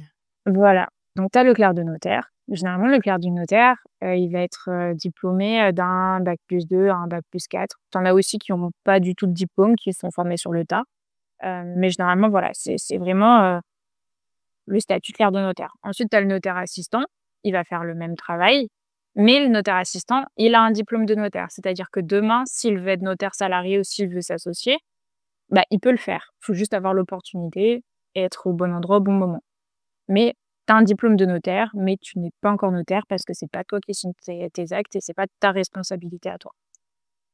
Et après, dans les autres collaborateurs du notaire, tu vas avoir tout ce qui est, formaliste. Donc ça va être les personnes qui vont te faire, les demandes de pièces, qui vont, te faire, toutes les formalités fiscales, les enregistrements, tout ce qui est en rapport avec les impôts, parce que, voilà, par exemple, tu sais que quand tu achètes, un appart, par exemple, tu vas payer, ce qu'on appelle les frais d'acte, ou les frais de notaire et en vérité, les frais de notaire, tu as 3/4 de tes frais de notaire qui partent à l'État et donc tu as ton formaliste, en fait, qui va calculer précisément ce qui revient à l'État et qui va le reverser. Donc qui est en contact, voilà, avec, l'administration fiscale pour ça, avec, la publicité foncière aussi parce que, quand tu deviens propriétaire, faut bien, assurer, que telle ou telle personne est propriétaire de tel bien immobilier. Donc tu as un système de publicité foncière, donc c'est le formaliste qui fait ça aussi. Tu vas avoir, des standardistes, juste pour répondre au téléphone aussi, répondre aux clients, accueillir les gens. Très important aussi, hein, les standardistes et les secrétaires, hein, c'est un peu, c'est vraiment le presque un élément central de l'étude si tu veux, parce que c'est en contact avec tout le monde et c'est une petite main, mais ça peut être très, très débrouillard et d'expérience, il faut pas s'embrouiller avec un secrétaire. Voilà, j'ai jamais eu de problème, moi personnellement, mais j'ai constaté qu'il vaut mieux éviter, disons, de se mettre les secrétaires à dos parce que sinon, voilà, parfois ils te sauvent bien la vie, les secrétaires, hein, faut le dire. Et Et après, tu peux avoir aussi un comptable pour faire les virements des prix de vente, ce genre de choses. OK. Et si par exemple, donc on a un acte, on va dire, dans lequel on a besoin d'un notaire, on peut aller à n'importe quel notaire. Je dis n'importe quoi, j'achète une maison à Paris, je peux prendre un notaire à Brest, je peux prendre un notaire à Strasbourg, je peux prendre un notaire à Oui, Aix. oui. Ah, Et il faut savoir un truc aussi, c'est que normalement, le notaire n'a pas le droit de refuser ton dossier. Ça intéresse. Donc c'est-à-dire que si, tu as, un dossier, typiquement qui n'est pas rémunérateur, hein, c'est-à-dire que tu vas acheter une parcelle de terre à 1 000 € dans l'arrière-pays ou au fin fond de la Creuse, le notaire, il sait qu'il va y passer du temps sur ton dossier. Parce qu'en fait, tu passes que ça soit une vente à 15 millions ou à 200 000, tu la responsabilité est la même et tu peux passer parfois plus de temps sur une vente à 200 000 € que sur une vente à 15 millions parce que ça dépend du dossier, ça dépend des problématiques, des spécificités. Mais dans tous les cas, tu vois, le notaire, il n'a pas le droit normalement de refuser ton dossier, sauf si tu lui demandes de faire quelque chose qui est illégal ou si tu lui demandes, de régulariser un acte avec, des énonciations, qui sont pas correctes, par exemple. OK. Voilà. Et pour revenir sur la question initiale qui était, comment tu deviens notaire? Donc là, on avait parlé donc du notaire, enfin des collaborateurs. Comment tu deviens notaire ensuite? Soit tu es notaire salarié, soit tu t'associes. Donc ça, c'est uniquement lorsque tu as ton diplôme de notaire et là, il faut être au bon endroit au bon moment. Il faut avoir les bonnes relations, il faut être prêt, parce que, quand tu sors de l'école, quand tu viens d'être diplômé, tu pas encore prêt. Tu vraiment pas prêt d'ailleurs. Et parfois, tu as l'opportunité quand tu es très jeune, ça peut être bien. Tu sais pas quand est-ce que l'opportunité va se présenter. Tu as des personnes qui attendent 10, 15 ans après leur diplôme, avant d'avoir l'opportunité, d'être nommées, que ça soit notaire salarié ou avoir l'opportunité de s'associer. Il y en a qui ont la chance de l'avoir très rapidement. Mais en étant très jeune, ça peut être problématique parce que tu as pas assez d'expérience, tu as pas assez de recul, heu et que c'est un métier qui est vraiment très, très large, hein, tu touches à plein de matières différentes, hein. Tu touches au droit immobilier, tu touches au droit de la famille, tu touches, au droit des affaires, tu touches, au droit fiscal, tu as beaucoup de fiscal, tu as du droit public. Enfin, en fait, tu as plein, plein de matières qui se mélangent et c'est vraiment un métier où, il faut des années d'expérience, en fait, avant d'être, un petit peu solide sur tes appuis et donc normalement, bah, le jour où tu es prêt, allez, au bout de 5 ans normalement, minimum, si tu es intelligent, si tu es bien débrouillard, au bout de 5 ans, si tu as l'opportunité, ça peut être bien de le faire et de passer notaire salarié ou même de t'associer si tu y arrives, hein, mais ça coûte un petit peu plus cher, par exemple. Mmh. Et soit tu rachètes une étude, donc bah, ça coûte cher, hein, de racheter une étude. Ou alors, comme tu disais tout à l'heure, tu as, un système, de tirage au sort depuis la loi Macron. C'est-à-dire que, dès que tu es diplômé, depuis 2015 en fait, il suffit en fait d'avoir ton diplôme de notaire et d'attendre, que, il y ait un tirage au sort qui soit organisé sur lequel, tu vas pouvoir t'inscrire. Tu vas pouvoir, voir en fait, sur la France, toutes les zones et toutes les villes, dans lesquelles il est prévu, que des offices notariaux soient créés. Donc, ça, bah, c'est les pouvoirs publics, hein, qui le déterminent. Et tu peux, bah, t'inscrire à tel ou tel endroit. Donc forcément, bah, le sud et la région parisienne, est, le 1er, les endroits les plus sollicités. Il y a plus de monde parce que, bah, le prix de l'immobilier est bien plus élevé et que, bah, forcément, vu que ton salaire, c'est, proportionnel en fait au prix de vente et à la valeur de l'immobilier aussi, bah, c'est plus rémunérateur, d'être notaire, à Nice ou à Paris que, dans la Creuse ou je sais pas où. Dans la diagonale du lit. Donc ouais, je suis pas sûre que ça soit très rémunérateur là-bas. Ouais. Après cette diagonale, elle demande qu'à être remplie, hein. Ah oui, c'est vrai, mais encore, je crois. Ouais, elle n'y est pas encore. Si tu devais donner des points forts et on va dire des inconvénients au fait d'être notaire, ce serait quoi Mmh. les points? Alors, bah, attends, ta question c'est, le notaire vraiment le notaire associé ou le notaire en tant que collaborateur? On va dire en tant que collaborateur, vu que les Pas la même chose en fait quand tu es employé que quand c'est ta boîte, bah, oui, tu vois? plus, niveau employé, vu que, bah, la plupart du temps, c'est des étudiants qui nous écoutent. Les avantages, et les inconvénients à travailler dans le notariat. Moi, le principal avantage et la principale chose qui me plaît, c'est que c'est un métier de bureau si tu veux, mais tu vas jamais faire tous les jours la même chose. Tu auras jamais 2 dossiers qui se ressemblent exactement. Tu auras toujours une spécificité, tu auras toujours quelque chose de différent. Tu auras toujours des personnes différentes, et tu vas toujours, voilà, avoir des problématiques, différentes pour lesquelles tu vas devoir faire des recherches et te creuser la tête. Donc si tu veux, même si tu as une certaine régularité, un côté répétitif parce que, bah, une fois que tu sais comment travailler, tu as ta méthode de travail, tu as tes processus, tu les appliques.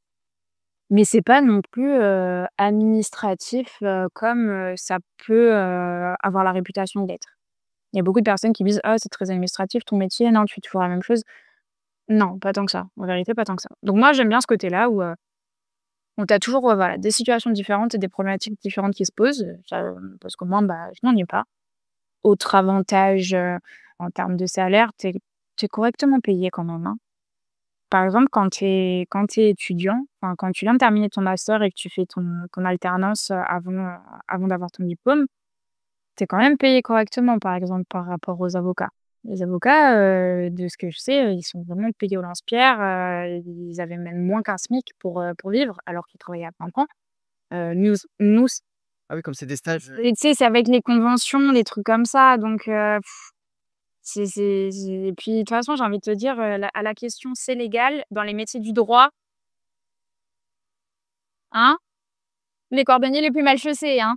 Voilà, c'est ce qui s'y passe, hein. Enfin, vraiment, 80 des notaires, s'en foutent royalement du droit du travail, hein. ah, C'est-à-dire que tu pars à 18 heures, il y en a, ils te regardent, ils te disent: «Vous avez pris votre après-midi?»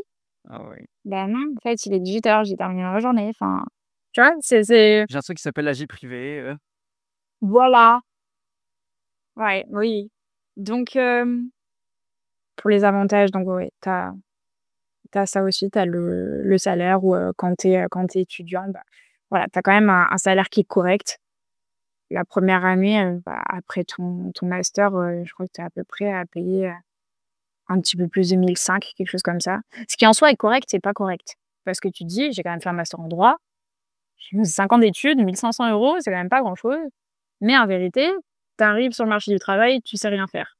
Attends, tu as dit 2 500 ou 1 500? Non, 1 500. Ah d'accord, je vois 2 500 co 1 500, je dois «Hein, quoi?» Non, non, non, mais ça reste correct, hein, 1 500 € quand enfin, ça reste correct. Oui et non. J'ai envie de me mettre des baffes à la fois parce que quand j'étais payée 1 500 €, je trouvais que j'étais vraiment sous-payée par rapport à ce que je faisais, ce qui était vrai d'ailleurs. J'étais clairement sous-payée. Mais tu t'en sors mieux que les avocats, on va dire. OK. Ah ouais. Et après la deuxième année, bah, pareil, ton salaire, il augmente et une fois que tu es diplômé, ton salaire, il augmente. Quand tu es jeune diplômé notaire, ton salaire, il est à peu près, je crois, à 2006, quelque chose 2006 net. Non, c'est vraiment confortable. Oui et non. Enfin, tu crèves pas la dalle, mais tu es pas non plus riche, mais tu es Ouais, entre 2, genre tu arrives à vivre sans te mettre trop de pression. c'est ça, mais tu as quand même fait plus de 7 ans d'études, on le rappelle, Ouais. et tu traites des dossiers avec des complexités juridiques où tu as envie de dire: «Putain, je suis sous-payée pour ce que je fais». Bon après tout le monde peut pas dire ça et parfois c'est peut-être juste ton ego qui parle. Mais en tout cas, je sais avec mes potes, enfin, quand on voit certains comment on a pu se faire exploiter, à pas compter nos heures, à aller, largement au-delà du professionnel, tu te dis: «Tu pas payé à ta juste valeur». Je comprends. Même si en soi, je suis d'accord que, bah, ça reste un bon salaire, c'est confortable. Tu pas à te plaindre, hein, quand tu as ce salaire-là, mais tu te dis que tu mérites quand même un peu mieux, quoi. Ah ouais, ça c'est sûr, hein. Dis-toi, j'ai des potes ingénieurs, enfin même il y a des ingénieurs qui touchent encore, à la sortie d'école moins de 2 000 €. Non, mais c'est honteux. Il y en a certains qui touchent 1 800, 1 700, 1 600. Mais c'est 5 ans l'école d'ingénieur. Ouais, 5 ans, d'autres font en 6 ou 7 ans, s'ils font des doubles diplômes, des césures et tout ça. Mais il y a quand même p alors c'est pas représentatif, il y a quand même beaucoup, s'ils sont en région parisienne qui touchent, au-dessus de 2 000, mais il y a certains qui touchent vraiment en dessous de 2 000 et même, mais pas très loin, légèrement plus que le SMIC. Heu, Tu te dis: «Qu'est-ce que c'est que ça?» Ouais, bah, en fait, c'est comme nous au final, hein. Tu te dis: «Tu as fait 5 ans d'études, tu es payé moins de 2 000 balles», franchement ça fout un peu la haine, hein. Ouais, c'est ça, tu te dis: «Est-ce que j'aurais pas fait, un SMIC et avec, peut-être avec l'ancienneté, est-ce que je serais pas arrivé, peut-être plus haut que ce». Oui, et puis tu fais quand même des métiers où techniquement, faut être calé, faut être intelligent, tu fais des études qui sont quand même dures dans lesquelles tu dois t'investir, c'est tu te dis que l'avantage que tu en as à la fin, il est peut-être pas à la hauteur, de, ce que tu as investi. Mmh. Ça sera l'objet d'un autre, épisode, je pense, sur est-ce qu'on est sous-payé? Tant sous-payé, je pense que j'en ferai un. Alors, dernière question de la partie, alors tu nous as dit qu'il y avait un secret notarial et je voulais savoir, est-ce que tu as déjà été confronté, on va dire, à des situations parfaitement légales, mais moralement complexes à gérer? Donc en vrai, c'est légal, le client vient, demande quelque chose de légal, mais moralement, tu te dis: «Est-ce est-ce que ça se fait ou pas vraiment? Est-ce qu'il y a pas un conflit moral?» Je pense que ça peut exister, mais je pense que c'est quand même assez rare ou alors c'est des choses où c'est du jugement personnel s'il faut. Ouais. En soi, tu as des personnes qui vont te dire, que, tu as plusieurs enfants, tu dois tous, les traiter, exactement de la même manière et en vérité, si tu as envie d'en avantager un et donner plus à l'un qu'à l'autre, Rien de tu tordu. peux le faire. Ouais. Et puis parfois, tu as des histoires où oui, tu te rends compte que, tu as une personne qui décède, tu as, tel enfant, qui a toujours mis sa vie de côté, pour s'occuper de ses parents, et typiquement, tu vois, tu imagines un peu, la vieille fille, qui s'est jamais mariée, qui est restée à la maison, qui a pris soin de ses parents, enfin, en fin de vie, tout ça pendant des années, qui s'est mis de côté, qui avait pas de vie perso et puis tu sais pas pourquoi, bah, c'est l'autre, qui, s'est pas occupé de ses parents et qui a été avantagé. Que tu peux avoir des situations où tu te dis: «Oui, bon, bah, c'est injuste». Est-ce que c'est immoral? Non. Quand même pas. Tu as des situations diverses, oui, mais après ça reste du jugement perso et de temps en temps, en fait, oui, tu as des infos sur la vie des gens, mais moi je pars du principe que tu auras jamais toute la vérité, tu auras jamais tu auras que ce que les gens, ils veulent bien te dire Ouais, et tu auras parfois qu'un seul son de cloche. Donc faut prendre un peu du recul parfois quand les gens, ils te racontent leur histoire aussi, hein. ouais, c'est ça. Ouais. Pas tout gober, pas être crédule et surtout, on va dire que c'est pas vos affaires surtout. Ouais et en plus de ça, c'est pas nos affaires. Enfin, moi, juridiquement, je m'en fous. Donc si tu veux, tu es sympa avec les gens, tu vas pas les envoyer balader en leur disant: «C'est bon, ta vie, elle m'intéresse pas». Mais c'est vrai que parfois, tu as pile de dossiers sur ton bureau et puis quand tu as, monsieur Duchemin, monsieur Durin qui te raconte sa vie, tu es là en mode: «J'ai du boulot, en fait», tu sais? Ah, c'est ça. Voilà. et et je me demandais, de la même manière que les avocats, certains avocats doivent défendre, enfin, ont le devoir de défendre des coupables. On reprend l'exemple de tout à l'heure où il y avait, voilà, le mari qui vient divorcer. En fait, on apprend que le mari bat sa femme, heu, que comme tu l'as dit avant, on est obligé d'accepter le dossier. Comment comment tu le vis où tu dis: «Bah, en fait, je dois quand même faire, l'acte notarial d'un gars, qui n'a aucun respect pour les femmes». Bah, généralement, tu trouves un moment, si tu as l'occasion, tu trouveras un moment de lui rappeler, C'est pas bien. non, pas du tout. Ça, tu vas pas t'aventurer là-dedans parce que tu as pas de jugement. Mais généralement, si c'est un mec misogyne, il va pas être content non plus, tu vois, que son dossier soit traité par une femme, tu vois? Ouais, Tu as toujours un petit moment, une occasion de lui rappeler que tu es plus intelligente que lui. c'est ça. Faut trouver la bonne façon de le faire. Après, c'est pas grave, en fait, justement, en fait, les dossiers de ce type-là, vu que les gens, ils sont chiants, bah, tu as envie de les sortir encore plus vite et de t'en débarrasser, quoi. Hem, mais en vérité, tu te détaches. Tu te détaches parce que des histoires comme ça, il y en a tellement, au bout d'un moment, tu te fais ta carapace et tu te blindes. Moi, au début, j'étais toujours super stressée, je prenais les trucs à cœur. Maintenant, c'est plus le cas. C'est plus le cas. Après, il faut quand même rester un peu empathique et tout, hein, mais tu te détaches et de toute façon, tu as pas le choix, en fait, si tu oses. Tu tu seras jamais obligé, si tu veux, de défendre la personne parce qu'on n'est pas des avocats et on ne défend pas nos clients, mais tu as un job, tu es là pour le faire. Ouais, Voilà. OK. Très bien, très bien. On va passer à la partie suivante sur le rôle du notaire dans la société. Première question, je voulais savoir pourquoi on pouvait dire donc, les notaires alors qu'ils sont des officiers, publics. Alors ça, je ne savais pas que c'était public, moi pour moi c'était quelque chose de privé, mais en fait non, c'est public. Pourquoi on peut dire qu'ils assurent la sécurité juridique, alors pour l'immobilier je savais, mais qui sont garants de cette sécurité-là, de l'aspect on va dire, ju juridique, des actes, qu'est-ce qu'est-ce qui leur confère ce pouvoir-là? Mmh.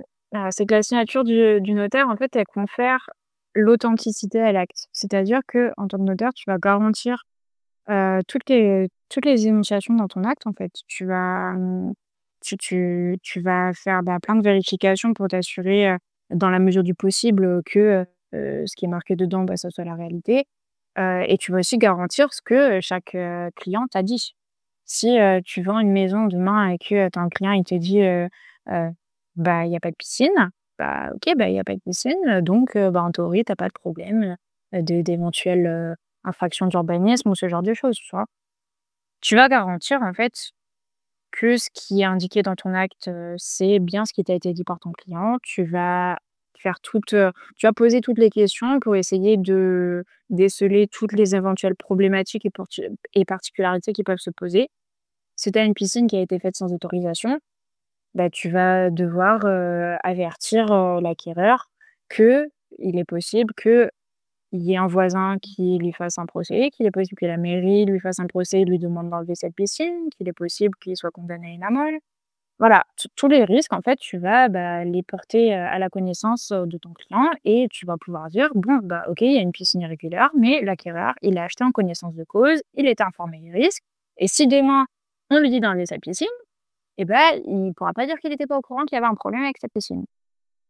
Ça, c'est l'exemple parlant. Mais en fait, ouais, tu vas garantir tout ce qui est marqué dedans, et après, en fait, tu es un officier public pour rebondir à ce que tu disais, tu es un officier public parce que tu représentes l'État. C'est un service public, hein, le notariat, hein, mais qui s'exerce de manière libérale. Waouh! Donc Statut les statuts. Sont Mais donc ça reste un service public, tu dois avoir une continuité quand même. Pendant le covid, bah, même si les gens ne pouvaient pas se déplacer, il y a eu, plein de systèmes de signature à distance qui ont été organisés pour, pouvoir, continuer l'activité. C'est un service public, c'est juste que tu es libéral et que, bah, c'est chaque entreprise qui fait son chiffre et voilà, quoi. Et ensuite, bah, tu es nommé, par, le ministre de la justice, tu as un arrêté de nomination, qui te confère du coup la qualité de notaire, que tu sois salarié ou que tu sois associé du coup. OK. Et si on revient un petit peu sur l'exemple de l'immobilier, je dis n'importe quoi, donc la personne va venir acheter, enfin, va venir signer l'acte et en fait, ce qui s'est passé, c'est qu'en fait, dans la propriété, il y a une annexe, mais qui est pas marquée sur l'acte, du notaire. Comment le notaire fait pour vérifier que ce qu'il écrit, c'est bien juste? Est-ce qu'il y a pas un autre moyen de vérification pour lui dire: «Bah, voilà, la maison, elle vaut bien tant, elle fait bien cette surface-là, bien cette adresse-là», comment il fait pour vérifier? Parce qu'il peut pas dire: «Oui, c'est le client qui m'a dit, je pars de tout ce qu'il me dit est vrai». Oui, c'est vrai, tu peux pas te limiter uniquement aux déclarations de ton client, mais il y a quand même des choses que tu peux pas vérifier en pratique. Mais, sur tout ce qui est, superficie, souvent, tu vas avoir des diagnostics immobiliers, tu vas avoir des informations, tu vas pouvoir retrouver et après effectivement, tu peux pas te contenter de croire bêtement ce que les gens te disent parce que les gens te mentent droit dans les yeux. Ça arrive. Tu en as effectivement qui peuvent, ne pas, te parler d'une annexe ou, d'un agrandissement qu'ils ont fait, parce qu'ils l'ont fait sans autorisation. Et parfois, ils ont la bonne idée entre eux de se dire: «Bon, là, j'ai un peu agrandi la maison, mais il y a pas d'autorisation, donc bon, on n'en parle pas au notaire, c'est entre nous». Ton acquéreur qui a un coup de cœur pour la maison, il dit: «Bon, OK, bah, moi je veux la maison, je me plie aux conditions». Oui, bah, résultat, toi, tu peux pas l'informer, mais si tu fais bien ton travail, tu as quand même des moyens de vérifier, en fait, en termes de superficie parce que à l'origine, ta maison, en principe, tu devrais avoir un permis de construire qui te mentionne une superficie. Si on t'autorise une maison qui fait 100 carrés et que demain, tu vends la même maison et que dans ton diagnostic, on t'indique une superficie de 150 carrés, bah, ça, c'est des points où il faut vérifier, tu vois? Ça fait partie des vérifications de base, qu'on doit faire et là, généralement, bah, tu dis: les 50 carrés, là, ils viennent d'où?» Puis tu interroges la personne et puis au bout d'un moment, de toute façon, les gens, en fait, ils finissent par te dire la vérité. C'est juste que c'est chiant parce que parfois, bah, il faut creuser et parfois tu passes pour la police et en fait, il faut avoir ce travail, d'éducation, si tu veux, juste de leur dire: «En fait, moi, je fais ça pour vous. Moi, dans le fond, demain, ça m'empêchera pas de dormir qu'il y a un problème sur ta maison. Mais, bah, toi, en fait, en tant que vendeur, demain, tu veux pouvoir vendre et que ton acquéreur, il vienne pas t'annuler la vente dans les années qui suivent. D'où l'intérêt, en fait, bah, de préciser toutes les choses à ton notaire et de dire, bah, quand il pose une question, c'est qu'il y a un intérêt. Il ne pose pas la question pour être intrusif ou pour faire la police ou pour, quoi que ce soit. Parce qu'il y en a certains, ils disent: «Ah oui, mais, là, j'ai une piscine que j'ai fait sans autorisation, mais du coup, la mairie, elle va le savoir si vous le mettez dans l'acte». Non, non, ça va pas jusque-là, on va pas avertir la mairie, non, tu vois? On n'en est pas là aujourd'hui. Mais tu dois avertir les gens, en fait et tu es obligé, en fait, de vérifier ce que les gens, ils te disent, dans la mesure du possible, parce que tu pourras jamais tout vérifier non plus. Mais il y a plein de choses où, bah, on a nos mécanismes et on a nos techniques, en fait, hein, pour vérifier. OK. Je suis en train d'imaginer une nouvelle série policière, Pauline, notaire et flic, genre elle arrive sur elle arrive sur les lieux, elle se dit: «Non, c'était pas ce qui est écrit sur le cadastre, j'ai l'acte, il est là, non, c'est écrit sans lettres». Mais tu rigoles, mais tu rigoles, mais tu sais, parfois, tu es obligé, hein. Ils te disent: «Oui, oui, la piscine, elle était quand je l'avais achetée». Puis là, tu es là, tu te dis: «Bah non, en fait, dans ton acte, quand tu as acheté il y a 20 ans, il y avait pas marqué qu'il y avait une piscine» et puis tu as un super truc maintenant qui s'appelle Google Earth, t vois, en fait, il y a 20 ans, comment elle était la maison et puis tu vois que non, il y a 20 ans, elle y était pas, la piscine et qu'il l'a construite qu'il y a 10 ans. Mais enfin, faut pas prendre les gens pour des idiots. Voilà. Genre: «Oh, je me suis réveillée que tu avais une piscine, c'était le 26 décembre». Bah, c'est ça, quoi. Enfin, vraiment. Non, mais ça, après, généralement, les gens, quand ils comprennent assez vite qu'ils vont pas réussir à te berner. Donc, de toute façon, quand tu mets le doigt sur un truc, généralement, il suffit de gratter un petit peu et ils finissent par te dire la vérité. C'est juste que ça peut être un peu laborieux, quoi. Ouais. Et une étude, elle prend à peu près combien de temps en moyenne, voilà, quand tu as un dossier, entre le moment où on te le donne et le moment où tu l'as bouclé, il se passe combien de temps? Enfin, combien de mois, combien de semaines, combien d'années, combien de siècles? Est-ce que tu as eu des gosses entre-temps? Ont-ils grandi? Font-ils des études de notaire eux aussi? Et tu peux, hein, tu peux avoir des dossiers qui durent très longtemps. C'est vraiment spécifique à chaque dossier. Sur une vente immobilière classique, sur vraiment le classique, tu es sur, 3 mois. 3 mois, un petit peu plus. Le jour où tu reçois le dossier, il te faut aller, ça dépend des études, hein, mais en moyenne 2 semaines pour signer un compromis et après, à compter du jour où tu signes le compromis, tu as 3 mois pour signer la vente. Ça, c'est le délai classique. Après, tu peux avoir des gens qui se mettent d'accord pour dire: «Bah, là, je vends ma maison, j'ai trouvé un acquéreur, mais j'ai besoin de déménager dans 6 mois. Donc je veux signer ma vente définitive dans 6 mois». Là aussi, tu t'adaptes, c'est possible. Ça dépend. Et après, tu peux avoir, des dossiers, où, tu as, bah, des litiges. Si tu as une succession, où tu as des héritiers, qui s'entendent pas, ou alors si tu as des divorces où ça se passe mal et que, bah, tu es obligé d'aller dans le judiciaire, tu es obligé d'attendre que ce soit le juge qui rende une décision et tu peux avoir des dossiers de partage judiciaire qui durent, mais des années. Dans chaque étude, tu as un dossier, ça fait 10 ans qu'il est là, il avance pas. Seigneur. Voilà. C'est le dossier que personne n'a envie d'avoir, hein. Wesh, 10 ans, mais il y a des peines de prison qui sont moins longues que ça. Ah ouais, ouais, mais bon, le truc, c'est que quand les gens ils sont pas d'accord et qu'ils font des procédures et que dès que tu as une décision de justice qui est rendue, ils font appel et puis machin et puis bidule et puis voilà. Donc ça veut dire si j'offre un bouquet de fleurs ou une glace à mon notaire, est-ce que ça va plus vite le dossier? On n'est pas corruptible. Oui. Ils voient pas que je Les gens, ils voient pas que je t'ai dit: «Si, tu peux». Non, mais après ça par contre, ça relève juste de l'humain, de savoir que si tu as des gens qui sont sympas avec toi, et ben tu seras sympa avec eux. OK. Enfin, humainement, tu as plus envie d'être sympa avec eux. De la même manière aussi parfois que, bah, quand tu as des clients qui sont très chiants, tu as aussi envie de sortir le dossier très rapidement, juste pour ne plus avoir affaire à cette personne. Mais, en général, voilà, quand tu travailles bien, tu fais en sorte d'essayer de satisfaire, tout le monde de la même manière et rapidement, quoi. C'est plus agréable de travailler comme ça. OK, je vois. Dernière question de cette partie, quelle idée reçue, sur le notariat ou on va dire sur le droit de manière générale, tu aimerais déconstruire? Alors vraiment, tu avec on va dire des rêves plein la tête, et au final, il y a une désillusion qui s'est, produite en toi et c'était ça portait sur quoi? Sur quel sujet, ou bien sur quel aspect du métier? Le 1er truc à déconstruire, c'est que, il y a pas besoin de tout apprendre par cœur. En fait, c'est pas que du par cœur, le droit. Alors oui, il faut apprendre beaucoup, il faut avoir une bonne mémoire, mais si tu apprends par cœur bêtement, c'est pas ça qui va t'apprendre à utiliser ton cerveau et à raisonner. Parce qu'après le raisonnement juridique, c'est vraiment en pratiquant que que que tu vas l'acquérir. Il y a ce 1er truc-là, dans les études en tout cas, qu'il faut déconstruire, c'est que c'est pas que du par cœur. Après oui, tu as un gros volume, à retenir, mais c'est pas que ça.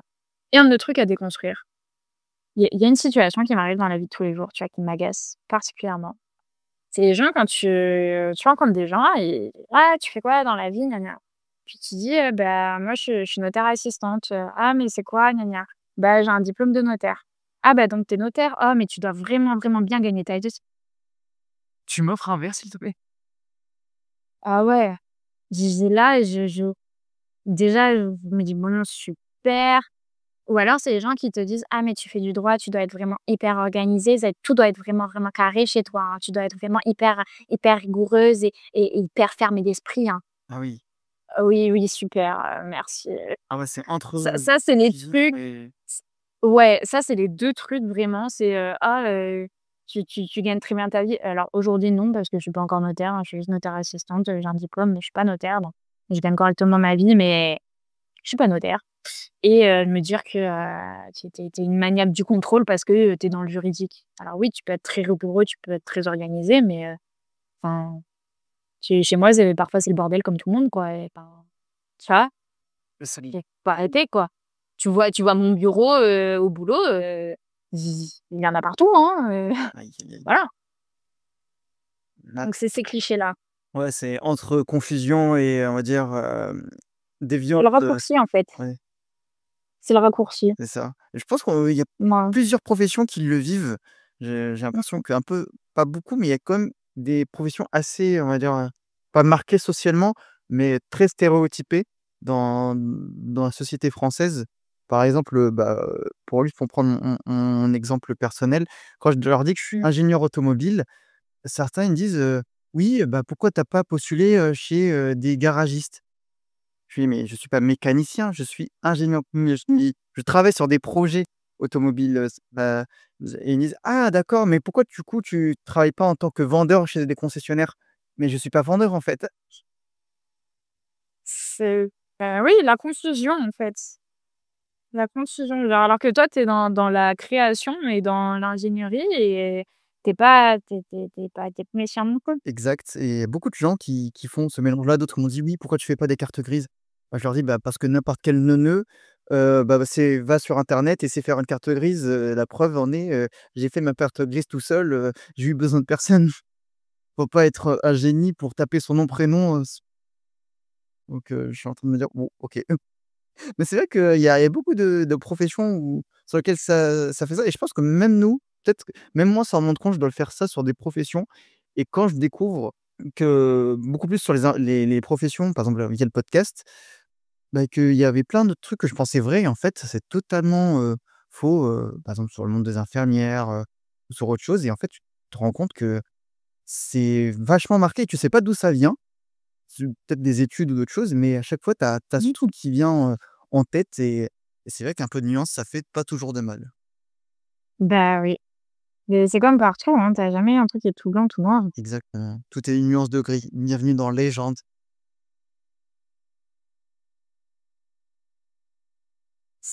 Allez, on va passer à la dernière partie sur l'impact personnel du droit dans ta vie quotidienne et les perspectives que tu as pour l'avenir.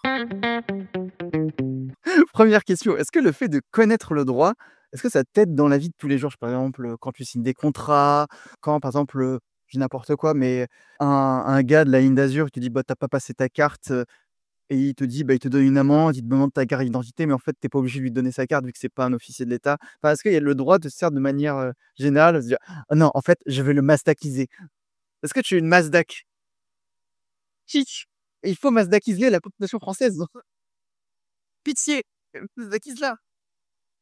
Non, pas à ce point-là. Après, ça t'aide dans le raisonnement, ça t'aide, oui, quand tu relis des contrats, tu relis plus vite, tu comprends peut-être, plus facilement, que quelqu'un qui a pas fait du droit, hein. C'est normal, hein, c'est de la même manière que toi, en termes d'automobile, forcément, tu même si, comme tu disais tout à l'heure, tu pas mécanicien ou ne tu seras pas garagiste, il y a quand même des trucs que tu comprendras plus facilement, que moi qui suis, totalement novice là-dedans. Je suis quand même juriste dans un domaine. Demain, tu m'envoies faire, du droit bancaire ou du droit des assurances, non. Tu m'envoies faire du droit pénal, non. Enfin, il y a plein de choses que je maîtrise pas. Alors par contre, je dois avoir les outils pour faire des recherches. Je dois avoir, les outils, le raisonnement pour, trouver, des réponses à mes questions. Mais, je suis pas une encyclopédie vivante, je sais pas tout sur tout parce qu'il y a des gens parfois, hein, qui te disent: «Ah mais du coup, j'ai un problème, tu peux m'aider?» Tu es là, tu dis: «C'est pas mon domaine, j'en sais rien». Enfin, je laisse-moi vivre. Oui, oui, tu peux pas. Après, oui, ça t'aide quand tu dois relire des contrats ou des trucs comme ça et je fais attention, oui, je fais peut-être plus attention que la moyenne, quand, je signe des trucs, par exemple. Heu, je vais relire et je vais regarder ce qu'il y a dedans alors que, si tu savais le nombre de personnes qui te signent des documents sans même regarder ce qu'ils signent, si tu s non mais non, mais en vérité, c'est grave. Ça par contre, c'est grave, hein. Ouais, un peu de nous sur les bords ici, hein. Ah, là là là là là là, Rochard. Mais c'est en vrai, je pense que ça fait en vrai, je pense que ça devrait être limite un peu obligatoire qu'on ait une formation un peu juridique, Ah oui, au lycée ou un truc. Ah, je pense qu'au lycée, parce que je sais qu'il y avait une formation, à l'époque. Je me sens vieille.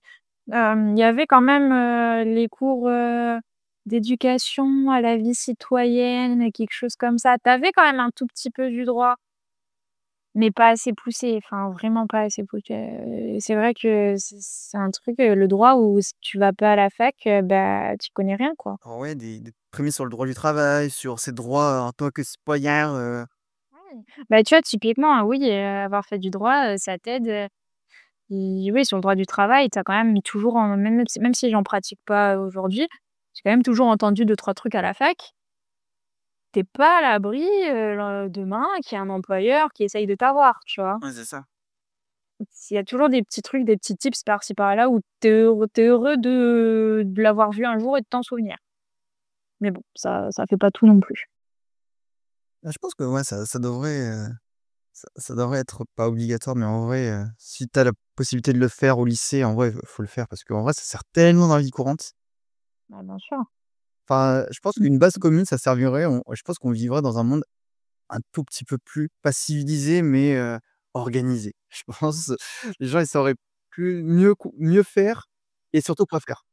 Oui, oui, oui, je suis bien d'accord. Mmh. Avant-dernière question, de l'interview. Comment est-ce que tu vois l'avenir du notariat avec, toutes les évolutions numériques? Donc, bah, tu as les signatures électroniques, l'IA, bah, le fait que, on va dire, bah, tous tous les codes, bah, en fait, bah, c'est un PDF, tu le donnes à l'IA et est-ce qu'il va pouvoir te cracher quelque chose? Mais le problème, c'est que, bah, chaque situation est à part et il y a toujours des, petits points, des petits alinéas et donc, bah, l'IA ne pourra jamais traiter un cas qui est vachement particulier. Donc, quand bien même tu lui donnerais un code et tous les codes possibles, je pense déjà qu'il y a pas l'aspect humain, comme tu disais au tout début et même, chaque situation est à part avec 1 000 facteurs qui changent par rapport à une autre étude. Donc, toi, tu le vois comment? Est-ce que tu te sens menacé, pas menacé? Est-ce que tu t'en sers de l'IA, on va dire du service, des services numériques en général? Bah, oui et c'est des outils qui sont très intéressants, mais à condition d'être bien utilisés. Bah, tu vois, quand il y a eu, la signature électronique, je crois que c'était en peut-être 2015-2016. Faudrait vérifier la date, hein, mais c'est quand même assez récent ça. Mmh. Hem, Beh, c'est quelque chose qui est quand même très pratique, hein, finalement, en termes de conservation, ça t'évite d'avoir du papier, hein, parce que tu un acte de vente, aujourd'hui, tu en as, pour, 300 pages de documents et d'annexes, hein. Faut les conserver, hein. Les gens, ils te signaient ça à la main. Chez le notaire, faut le conserver, ça veut dire faut stocker, faut numériser aussi pour délivrer des copies. Enfin, c'était un travail, et puis ça coûte cher, hein. Ça coûte très cher c'est bien sûr que le numérique, ça a plein d'avantages et l'IA aussi. On commence à s'en servir, mais il faut faire attention avec l'IA, hein, parce que pose un problème juridique à ChatGPT, tu vas voir. Tu vas voir ce qu'il va te répondre en vérité, et ça d'ailleurs, c'est hyper agaçant. Parce que les clients maintenant, ils s'en servent aussi et tu vois, ils vont vendre un appart et tu vas leur dire, «Il y a une plus-value, à payer aux impôts. Heu, j'ai calculé, je trouve, 5 000 €». Tu en as, c'est pas une blague. Ils vont aller demander à ChatGPT de calculer la plus-value et puis forcément, ChatGPT, il va trouver 500 €. Donc toi, tu es là, tu fais: «Mais non, mais c'est pas possible. Faut arrêter». ChatGPT, il invente des trucs. ChatGPT, tu lui demandes: «Trouve-moi l'article sur telle règle», il va te sortir un article qui n'existe pas. Voilà, ça m'est déjà arrivé, hein, de me dire, tiens, enfin, je sais plus sur quelle question, quel problème, j'avais posé. Je me dis: «Tiens, on va tester» et il m'a inventé un article, le boss. Tu sais, je lis le truc: «Mais non, mais oui», mais tu sais qu'au début, je me dis: «Ah trop bien et tout machin» et je vois article machin. Je me dis: «Je vais aller le relire quand même». Ouais, voilà, vérifier. Bah, bien sûr, Existe c'est non, ça n'existait pas ou alors ça n'avait rien à voir, mais donc faut faire attention. Ça peut aider, mais faut faire attention et le problème, c'est que l'IA, ça grattera jamais autant que ce que toi tu peux voir avec les gens parce que, parfois tu vas poser la question aux gens: «Est-ce que tu as fait des travaux dans ton appartement?» Ils vont te dire: «Non, non». Bon, OK et puis, tu es pendant le rendez-vous, tu signes ton compromis et puis d'un coup, tu entends quelqu'un qui dit: «Ah, je vous donnerai la facture pour les fenêtres». Toi, tu fais: «Comment ça? Qu'est-ce que tu as fait avec tes fenêtres?» «Ah ben j'ai changé mes fenêtres, j'ai posé du double vitrage». «Ah mais donc vous avez fait des travaux?» «Ah oui, mais juste ça». Alors que de base, le type, il t'a dit non. Bon, c'est pas grave, mais sauf qu'en fait, il y a quand même des questions qui se posent parce que tu as changé les fenêtres. Si tu as mis des fenêtres, si tes fenêtres à la base, elles étaient en bois marron et puis tu me poses là maintenant du PVC blanc, bah, si tu es, dans une copropriété, ton syndic de copropriété, il peut te tomber dessus et te dire, «Le blanc, harmonie ça correspond pas à l'harmonie de l'immeuble, tu m'enlèves ça». Tu peux avoir la mairie aussi qui peut te dire ça. Tu Et puis même sans compter, bah, tout ce qui est, les assurances des entreprises parce que tu as fait des travaux, tu touches aux fenêtres, tu touches aux murs porteurs, enfin, pareil, tu vois? Enfin, tu as tellement de questions qui se posent. Ça, l'IA, si elle se contente de te poser la question: «Tu as fait des travaux?» Le client, il dit: «Non». Bon, bah, OK, on passe à la suite. Le jour où tu as un problème avec les fenêtres, tu fais quoi? Bah, tu fais plus rien. C'est limité. C'est bien l'IA, hein, mais ça sera jamais, je pense pas que ça puisse, non plus remplacer totalement et j'espère pas du coup non plus. Non, en vrai, moi, j'ai déjà utilisé une fois ou 2 pour savoir les différences de contrat. C'est quoi la différence entre un CDD, un CDC saisonnier, juste pour par pure information ou je lui demandais, «Est-ce qu'on a le droit de faire ça? Si oui, quel article?» Et du coup, j'allais toujours vérifier dans le doute parce que je me dis: «On n'est pas à l'abri que ChatGPT il m'invente un». Oui, mais après je pense qu'il y a des choses où c'est quand même très bien, mais dès que tu rentres un peu dans le spécifique, Ouais, non. ouais, c'est sûr. Et on va passer à la dernière question. Alors, je la pose à tous mes invités et du coup, bah, tu vas pas y échapper. D'accord. Qu'est-ce que tu dirais au toi d'il y a 10 ans? Donc on revient en 2015. Donc qu'est-ce que tu dirais à la Pauline de 2015? Et ce que je dirais à la Pauline de 2015? J'étais, au lycée en 2015. J'étais au lycée, je devais être en première, je pense. Je savais pas du tout ce que je voulais faire dans la vie. En vrai, je pense, je dirais juste de continuer à être curieuse et continuer à travailler. Un conseil? Donc ouais, et d'être curieux. Je pense que c'est bien d'être curieux. On dit que la curiosité, c'est un vilain défaut, mais en vérité, c'est tellement important d'être curieux. Ouais, c'est vrai, c'est vrai. Non, je suis d'accord. Ça aide, hein. Non, Ça t'ouvre des portes, ouais, hein. c'est sûr. OK, bah, c'est la fin de la partie questions. On va passer à la deuxième rubrique sur le vrai faux. Alors je vais te donner plusieurs informations, enfin plusieurs affirmations plus précisément sur, les études en notariat et tu vas me dire si c'est plutôt vrai, plutôt faux, si tu plutôt d'accord ou pas d'accord. Allez, c'est parti. Il faut être issu d'une famille de notaires pour réussir. Totalement faux. Mais ça aide. Les études de droit pour devenir notaire sont réservées à une élite. Oui, un peu vrai quand même. Il suffit d'apprendre par cœur pour réussir en droit. Totalement faux. Les études de droit sont uniquement théoriques et sans pratique. C'est un peu vrai, hein. Le métier de notaire consiste seulement à remplir des papiers. Les études de notariat sont courtes et faciles. C'est c'est horrible. Tous les notaires, et là je précise associés, sont riches. Je penche quand même vers le vrai, hein. On devient notaire automatiquement après un master de droit. Voilà, c'est faux. Le notariat est un métier d'homme. C'est totalement faux et d'ailleurs, il faut savoir aujourd'hui que, tu as, je crois 17 000 notaires, quelque chose comme ça. Sur ces 17 000 notaires, tu as quasiment 10 000 notaires femmes et en vérité, les hommes, on est en train un peu de leur dire adieu dans cette profession, il y en a de moins en moins. Si tu as des hommes, souvent c'est, des vieux notaires, premièrement et dans les collaborateurs aujourd'hui, tu vois, là, dans l'étude où je travaille, par exemple, il y a, on doit être 20-25 salariés. Il y a qu'un seul homme. Ah non, il y en a 2. Pardon, il y en a 2. Ça donne un échantillon. Ou quand j'étais, à l'école des notaires, à Aix-en-Provence, sur une promo de 80, il devait même pas y avoir 10 mecs, hein. Ah oui, c'est vraiment à ce point-là marqué. Eh oui! C'est Oui, non. oui. Bah, c'est tellement long comme étude aussi et que, tu sais, il y a aussi un petit peu cette légende, alors je sais pas si elle est vérifiée, mais que les hommes, en fait, font des études moins longues que les femmes aujourd'hui. Je sais pas. Peut-être que ça vaut. Ouais. Il n'y a pas de débouché après des études de droit notarial. Faux. Et d'ailleurs, si tu fais des études de droit notarial et finalement tu vas pas dans le notariat, tu as quand même des métiers annexes où tu peux rebondir. Tu as un métier annexe, c'est les généalogistes. Les généalogistes, ils te retrouvent des héritiers dans des successions. C'est-à-dire que si tu as une vieille tantine de, 90 ans qui a jamais eu d'enfant, qui est décédée, qui a jamais fait de testament et que, demain elle a, 3 apparts et enfin bref, il y a une succession à régler, quoi. Je sais pas qui est son héritier. Elle a pas de frères et sœurs, ses parents ils sont décédés, elle venait, d'Italie ou j'en sais rien. Tu fais appel à un généalogiste qui va te retrouver la famille, qui va t'établir l'arbre généalogique et qui va t'assurer en fait, qui sont les héritiers de cette personne et ça, c'est hyper intéressant comme métier. Les notaires ne font pas que des actes immobiliers. C'est vrai, on fait d'autres choses.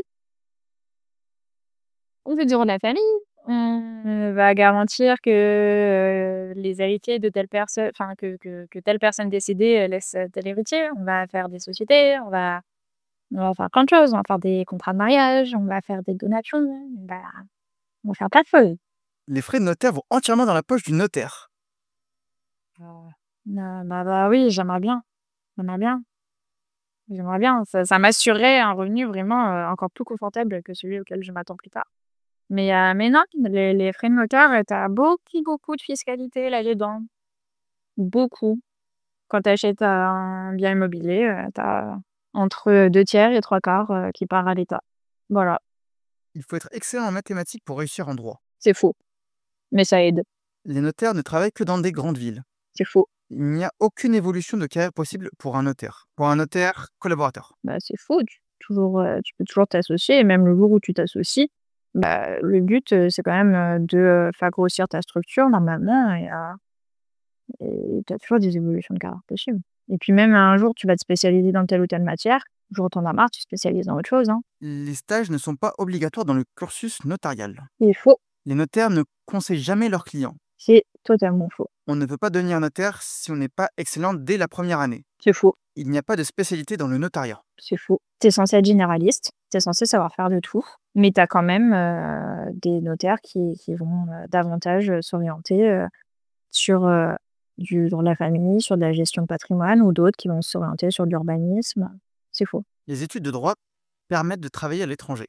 Ça dépend, hein. Ça dépend quelles études, quel master, si tu fais du droit notarial, tu iras pas à l'étranger, hein. Tu seras pas notaire, tu seras notaire en France, mais ça aura aucun intérêt, en tout cas, pour aller travailler à l'étranger. Et enfin, le métier de notaire n'évolue pas et ne s'adapte pas à la société. Bah, c'est faux. On essaye tant bien que mal de dépoussiérer d'ailleurs. Parce que tu as toujours, parfois des mécanismes qui sont un peu archaïques et un peu longs et laborieux, mais ça se travaille et ça se met en place, hein, avec, bah, ouais, l'électronique, l'IA, ce genre de choses. Voilà. Ok, très bien. Bah, merci d'avoir un petit peu partagé tes opinions là-dessus sur ce vrai faux. On va passer à la dernière rubrique sur la réaction à l'actu. Du coup, je t'ai envoyé un petit article qui traçait un lien entre la crise immobilière en France et les difficultés pour la recherche de stage pour les étudiants en droit notarial. Et donc, on Mmh. constatait que suite au contexte économique, il y avait moins d'achats immobiliers. Donc, qui dit moins d'achats dit moins de transactions. Qui dit moins de transactions dit qu'on a moins besoin de notaires. Qui dit qu'on a moins besoin de notaires dit qu'ils ont moins d'affaires. Et donc, moins d'argent qui rentre et donc moins de nécessité de prendre ou d'accueillir un élève en stage et donc il y avait quand même beaucoup d'étudiants qui se retrouvaient un peu sur le carreau en se disant: «Bah, comment je vais faire?» Donc il y a quand même au final, il y a on c'est pas dramatique, mais il y a 94 des étudiants qui arrivent à trouver un poste après leur diplôme. Mais c'est vrai que trouver un stage, maintenant dans les grandes villes, ça commence à être un peu compliqué vu qu'il y a moins de comme le marché immobilier se tend et donc il y en a certains qui vont en périphérie pour, on va dire, espérer avoir, le saint graal et je voulais avoir un petit peu ton ressenti là-dessus. Effectivement, la crise de l'immobilier, elle a été assez conséquente. Il y a eu, quand même pas mal d'études qui ont fait des licenciements économiques et ce genre de choses. Mais je pense qu'il faut un petit peu la relativiser aussi, parce que tu as beaucoup de grosses études où tu as des notaires associés, bah, qui ont pris l'habitude d'avoir un très beau train de vie. C'est-à-dire que, bah, quand l'économie marche, bah, tu encaisses de l'argent, puis parfois, bah, ça redescend un peu et puis normalement en toute théorie, tu te dirais: «Bah, tu t'adaptes». Bah, non, quand tu es habitué à un train de vie pareil, tu t'adaptes pas. Qu'est-ce que tu fais? Tu vas faire du licenciement économique pour garder ton train de vie. Ça, c'est une réalité, ça s'est passé comme ça et tu le vois dans la pratique.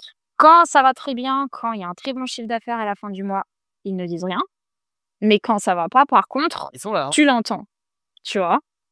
Donc faut un petit peu relativiser ça, je pense. Après là, la crise de l'immobilier, on commence quand même un peu à en sortir, il y a quand même beaucoup, beaucoup de dossiers qui rentrent. Je le vois aussi avec, mes copains, mes copines à droite à gauche, hein, qu'il y a quand même une charge de travail qui a bien repris.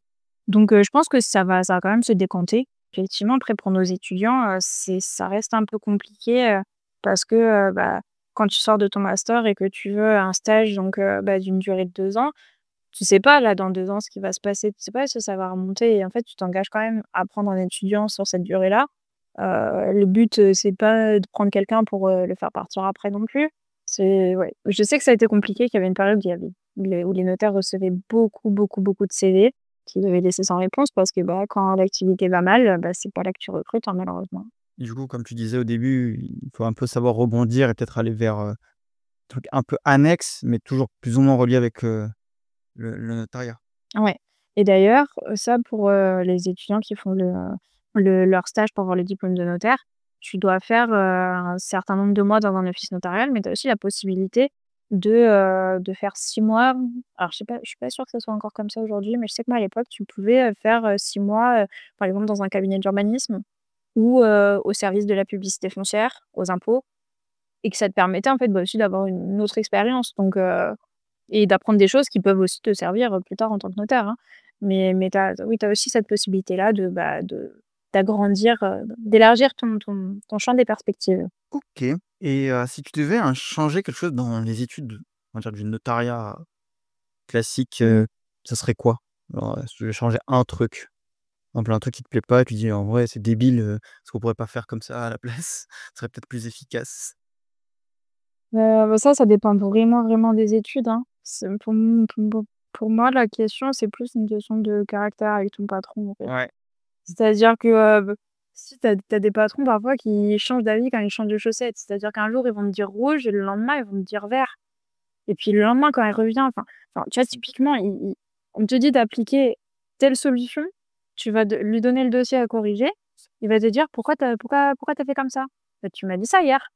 «Bah, non, en fait, ça me va pas». Enfin, tu vois, c'est des trucs comme ça parfois où c'est, ouais, je vois le je vois. Est-ce que tu vois ajouter autre chose sur l'article peut-être, dont on n'a pas parlé, qui te semble un peu, parler des étudiants, des difficultés à trouver le stage aussi. Faut se rappeler d'un truc, c'est que, les étudiants en stage, ils coûtent pas tellement cher, hein, à leur patron au final, hein. ouais, c'est ça. Que tu sois, en BTS ou sur les licences pro ou même après pour avoir ton diplôme de notaire, tu as plein, plein de financements et souvent les patrons, ils ont vite, vite tendance à te dire: «Tu coûtes trop cher, tu pas rentable, je dois te former». Mais en vérité, tu leur coûtes pas grand-chose. Surtout que la plupart du temps, c'est une gratification, c'est même pas un salaire, c'est une gratification. C'est ça. Mais ouais.